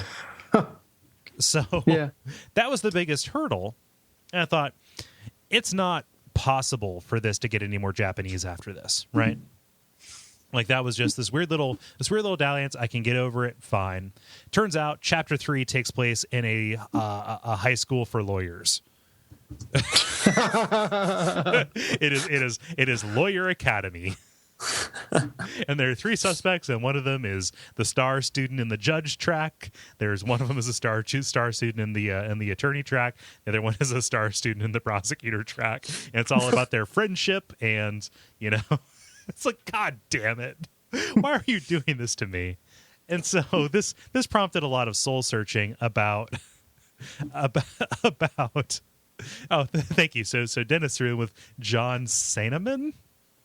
Cinnamon. Yeah, there we go. Sorry. Yeah, so like, it prompted soul searching because it's always been like super goofy, and I got turned on to Phoenix Wright well before I knew visual novels were a thing. Like I was aware of anime, but like I wasn't quite inured to their tropes yet. Like just like, oh, I don't watch a lot of anime, but Phoenix Wright seems more like a goofy cartoon than something explicitly Japanese. But the trappings around this are just so hard to like ignore, right? So Yeah. Thankfully that lawyer high school case went a little bit better, and now I'm like talking about spacemen and stuff, which is cool. Like I can relate to spacemen, that's fine. But wow, oh wow, I have two kind of quibbles. Like, so I have one thing I want to praise faintly about this, and another thing that I kind of want to damn faintly about it. Okay. Other than the major thing that you damned about it. Yes, like just there. Like, wow, okay. This is the least penetrable version of these stories, which in and of itself, like that, like personal taste will vary.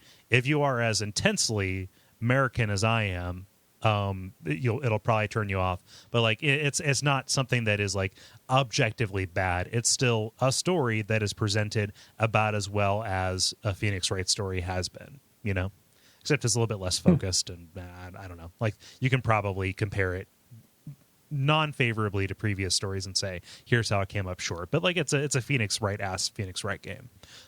So faint praise. I've talked about this before. The additional mechanics they add regarding finding somebody's tell when they're lying, and identifying people's kind of emotions, like psychoanalyzing them as they go along. And the mini games that those kind of bring in continue to like add new modes of storytelling to it. And I'm excited to get back to Phoenix because you do every case as a different lawyer, and do the psyche locks because it's been a while since we've done those. But yeah, like just different ways of exposing contradictions in everybody's testimonies and helping to clarify the events of what happened. That's genuinely pretty cool.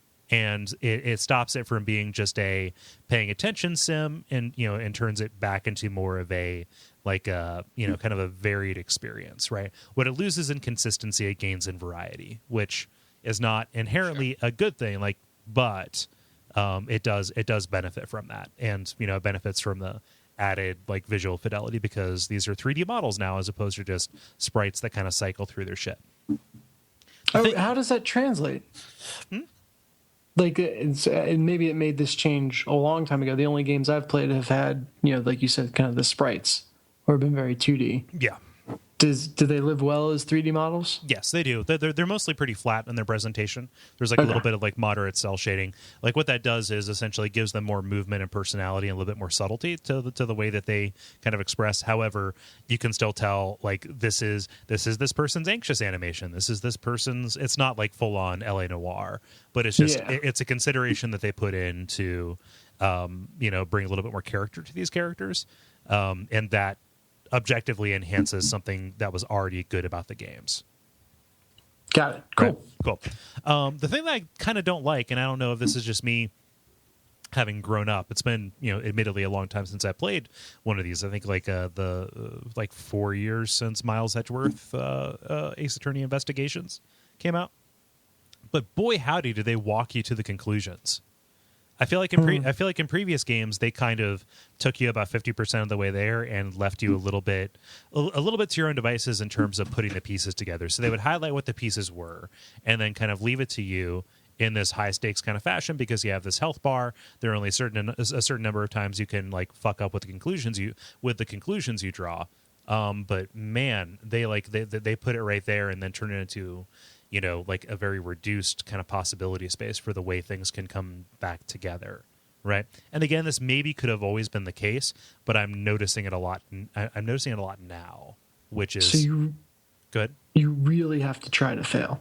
A little bit, yeah. And it just feels like either they're making the solutions more obvious, or they've always been obvious, and I'm just really intensely aware of the vocabulary that the games use.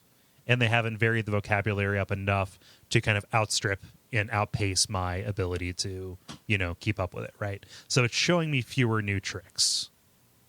So is it that you figured out the metagame, or is it that the mysteries are getting that much simpler and more obvious? I really couldn't answer that question. I don't know. It's a little bit like Scooby-Doo, right? Like, and knowing who killed who is not really the mystery. Oftentimes in the opening cutscene, it will show you who did it. And regardless, That seems like cheating. well, like the trick is figuring out exactly how they did what they did and figuring out how you can prove it beyond, a shadow of a doubt, right? Sure. I feel like our legal system would be more interesting if we adopted this. Like at the beginning of the trial, the person just straight up confessed, "Yeah, I did it," but you have to prove how I did it. Yeah. So just like in Scooby-Doo, look at whoever owns the land, and that is probably the person who's the monster. Right? Like the monster is always a disgruntled real estate developer. In Phoenix Wright, it is always an authority figure who looks kind of like a monster. So how anime is it? It'll probably be actually a monster before too long. Yeah. So I dig it. I like me a visual novel. I'm just kind of noticing these seams that were not as apparent before, right? Yeah. Yeah. And it's kind of this weird thing, right? Because I don't have time. I don't. Mm-hmm. And sometimes when I'm just so worn down at the end of the day, it will just be easier to read something on my iPad until I fall asleep, or pass out or something like that. I'm trying to make a conscious effort to beat and play more games, and this is very much like a way to ease out of that, because like I can play this in bed and I can play this laying on the couch. It is not like strictly a lean forward kind of thing. Yeah, everyone needs those games. Yeah. Cool. So that's Phoenix Wright, Ace Attorney, Dual Destinies. Although I guess we call them Phoenix Wright games, but Phoenix Wright has not starred in one for like 4 games. So womp. David, what up? Sure. I've been just kind of continuing on playing Gauntlet with Jala and a couple other people. So this is probably going to be a fairly short summary, but it just kind of continues to be a lot of fun. It's it's really, I don't know, a lot of the reviews kind of knocked it down, saying it was too easy. And there's a certain degree to that. I don't think we've ever failed a level. It's something like when you come back to life, you lose gold, and as long as you have gold, you can keep coming back to life. Mm-hmm. So I don't think we've ever actually failed a stage. But, just kind of the day-to-day, just shooting monsters and collecting gold and fighting over who gets the crown to the end of the level. It's just a lot of fun. So I'm playing as the kind of the archer character, and it's very much turns the game into kind of a twin stick shooter. Huh. So it's it does a very good job. At least I've only played this one class, but talking to the other people I've been playing with, it does a really good job of each of the classes being very, very different. I know the other one that stands out, and I think I might have mentioned this before, is the wizard is very much as the guy I'm playing with said, it's kind of baby's first Magicka. Mm-hmm. and that it is about like pattern matching and stuff. Yes, exactly. And that's actually a really cool thing, because it's just things like me playing as kind of the roguish archer. When I get into a scrape, my kind of escape ability is this diving roll that can pass over enemies, whereas the wizard, when he hits the right combination of abilities, he actually like turns into a fireball and like streaks past enemies to get out of groups. So it does a good job of having different gameplays for each for each character. Mm-hmm. Other than that, I mean, theoretically, there's a storyline. We killed a mummy, so I guess that's kind of cool. But That very classic much literary like, device, the slaying of a mummy. exactly. It's very much like straight up the setting is just straight up like you appear and a wizard says, "Get to the bottom of my dungeon and I'll give you a wish." So it's very, very basic. I think theoretically each of the characters have motivations for what they want to wish for. The only one that's actually like explicitly been revealed via the voice chat is, I guess, the Valkyrie wants to bring her girlfriend back to life. So I haven't figured out what any of the other characters' motivations, but presumably they have them. Mm-hmm. Does a real good job of the Gauntlet games have always kind of had the various banter between the characters, but I feel like this time around it's a little bit more silly. Mm-hmm. In particular, the character I'm playing, the elf, is very much just straight up like Scottish stereotype. Mm-hmm.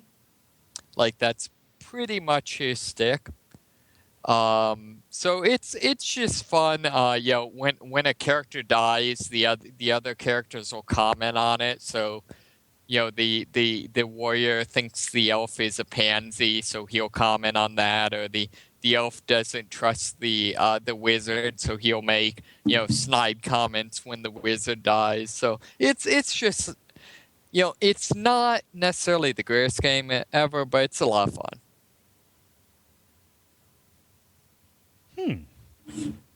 David, I'm going to be completely honest with you right now. Yes. Supper Slam is popping off. Say that again? Supper Slam is popping off. Ben fired back with Prawn Michaels. Yeah, dude. I fired out with Jake the Cake Roberts. Dennis, did you have one? I forget. John Cinnamon. Okay, John Instead of Cinnamon. And then Gary hits us with a triple shot. New World Order of French fries, Stone Kale steamed sauce tin, Chowda Tripper. And I'm going to throw in with a let us do Brett the Hitman Tart. See, is this where I feel awkward because I don't think I've ever watched professional wrestling? Neither have I, but it's cultural osmosis. See, it's funny because like one of my best friends, my martial arts instructor, is really, really into professional wrestling, but I have no knowledge of this. Mm-hmm. Yeah. So something that I want to make sure gets across to people who are listening to this who might not have played Gauntlet. I watched some gameplay footage of this. This is like crazy zoomed out, top down, classic style Gauntlet, right? Right. Exactly. Yeah. So it's not Dark Legacy like character action, like zoomed in. No, it's working on a different scale than that. No, it's everyone. Even if you're playing like over the internet, not split screen or whatever, everyone is always on the same screen, and that can create some interesting things, particularly during the death levels, where basically this Grim Reaper is chasing you. That if you get within 10 feet of him, you just instantly die, which tends to become a problem when, say, one of your members decides to run in the wrong direction and starts stretching the screen. Mm-hmm. Oh, yeah. So it's very... It's Jala. It's okay. You can say it's Jala. She acknowledges that she likes to run off in random directions. I tend to be fairly mercenary in these games. So, no, it's the motif is generally Jala has bad luck. I'm just an awful person. So, But yeah, it's very. We should do a hard cut of the episode after David said that. Oh. Truth hurts. No, yeah, it's very it's very much like a reimagining of classic Gauntlet. So, one of my favorite things I found its version of the magic potions is you can unlock various artifacts that have a certain number of uses based off of potions you find in the level. And I've managed to get the Siren's Loot that when you use it, paralyzes all enemies on screen, but also plays the most incredibly tone inappropriate, like classical like music.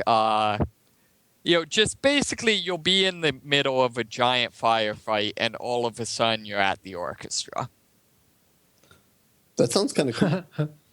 It's kind of fun, but kind of jarring. I don't know. It's a little weird suddenly, like lullabies playing. See, I'm imagining something like Hitman. Oh, no. We are not talking like Ave Maria. Okay. Yeah. No, we are talking like, was it Brahms' lullabies? Yeah. Stuff in the public domain. Huh. Yes. How close are you to the end, do you think? The Mummy was the first boss out of 3. So as far as I can tell, it's 3 bosses, and then basically it's 3 levels. Each level is 3 levels, and then a boss, and each of those levels is 3 stages. They like the number 3. Yeah. That makes as much sense as a way to subdivide it. So Yeah, well, I mean, if you're an evil wizard, 3 is a complete number. How else would a wizard design its dungeon? yeah, I mean, that's there's a just rule of science. threes. Like, So the wizard's a comedian? yes, I guess I was thinking of it more in the torment sense, but my point of reference for that vacillates wildly between lists are funnier in 3s and also, yeah, things always exist naturally in 3s. Man, that's a good game. Wait, what? Torment? Yeah, Planescape Torment. Oh, yeah, that's another game I really need to play. Yeah, I don't know if it's Mac compatible, but it is a good search away. Ever since you made the claim that there are no games on Mac, I immediately am starting to get like defensive because It's more, part of it is I don't particularly like roguelikes, and it seems like the only there's thing so I many can different kinds of games than roguelikes. see. That's all I can find is I'm convinced that indie games only make roguelikes. I'm going to say that despite the fact that it's manifestly not true. Yeah, well, it's just, Indie gamers only make roguelike games. it is like and it that is is such all a that's on Mac. it's such a weird prejudice to have. I just Like, want, David, I want to come to your place and just watch over your shoulder as you search for games, just to understand what's happening. do you know what an apple looks like? Yeah. It's long. It's crescent-shaped fruit. It's kind of yellow, right? Yeah, it's it's the one that people throw behind them in Mario Kart. Apples. Exactly. Yeah, That's what an Donkey apple. Kong's crazy about.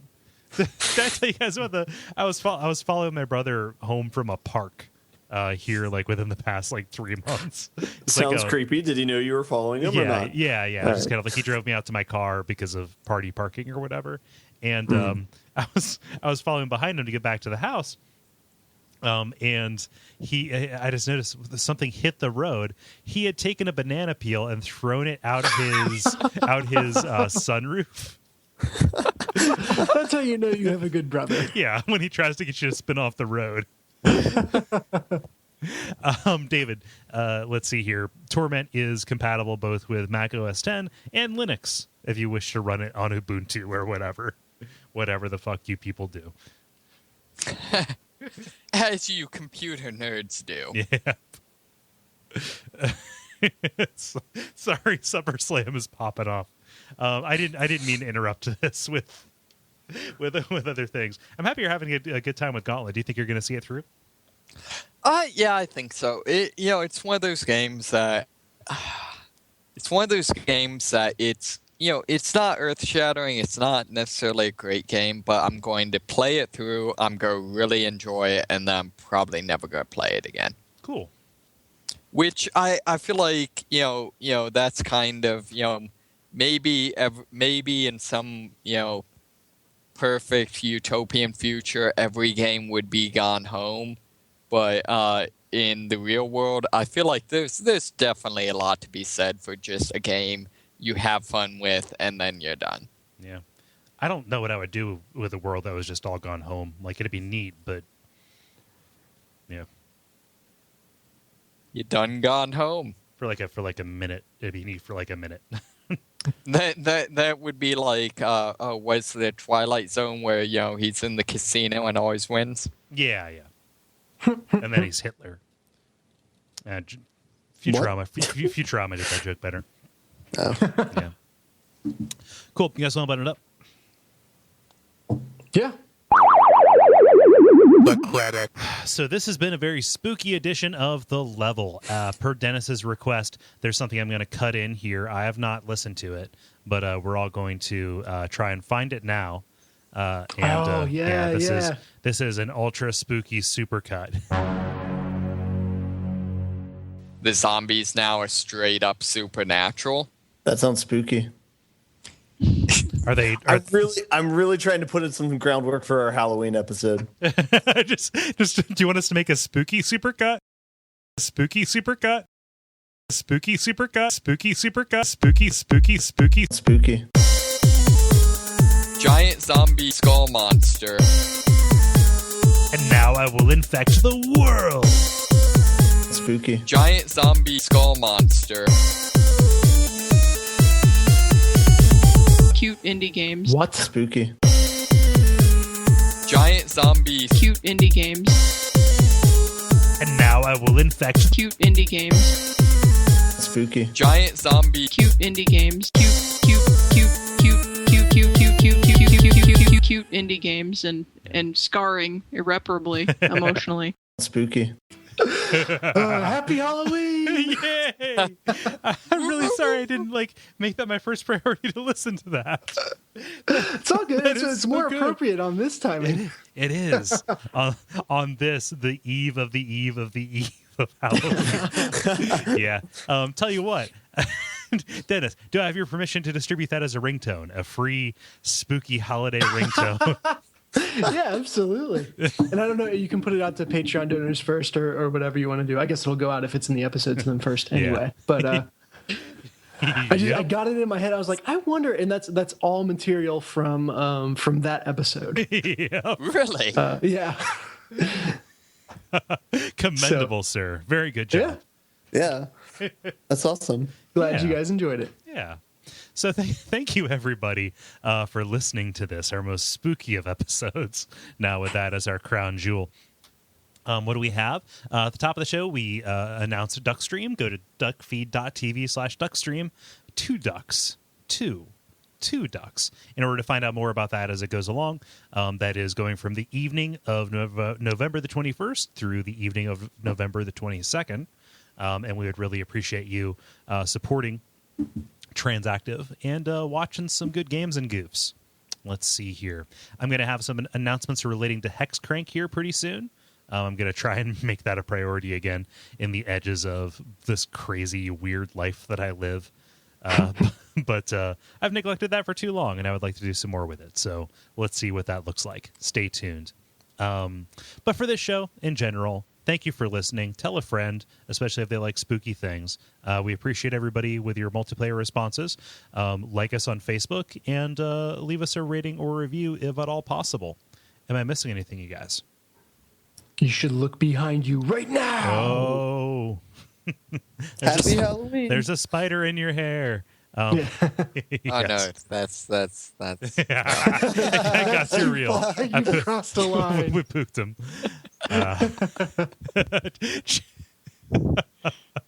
Yeah, do a search on Supper Slam because it's pretty good.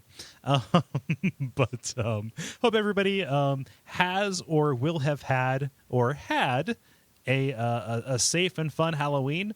Until next time, I am at Cole Ross on Twitter. I am at DFuria on Twitter.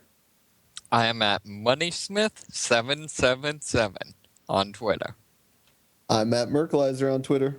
And he even tweeted to get it on Supper Slam. Oh, yes, he did. Oh, snap. That's right. Yeah. The silence has been broken. Yes, it has. We've been waiting with bated breath. Oh, man. He knew it was coming. He knew Supper Slam was Yeah. coming, and he knew to hold out for it. For 3 years. Yeah. I'm really relieved that you broke your silence because if things continued to go as they were, we would have had to dip into our strategic Fandango reserves.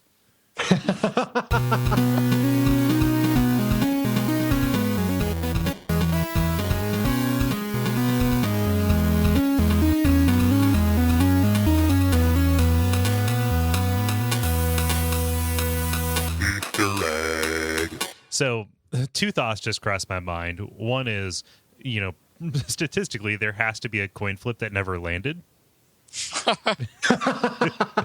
It just went up and never came back down. And The Red Bull guy did it right before he jumped. yeah. It went back in time. It went back in time, and because of inflation, it became a dime. I'm pretty sure that's how that works. That's what Star Trek taught me. You'd have to go up in value unless he was flipping a penny. Oh, yeah. Well, it went forward in time. There you go. Yeah. The other one is if a coin landing on its side was slightly more likely, then that effectively makes a coin a 3-sided die. Huh.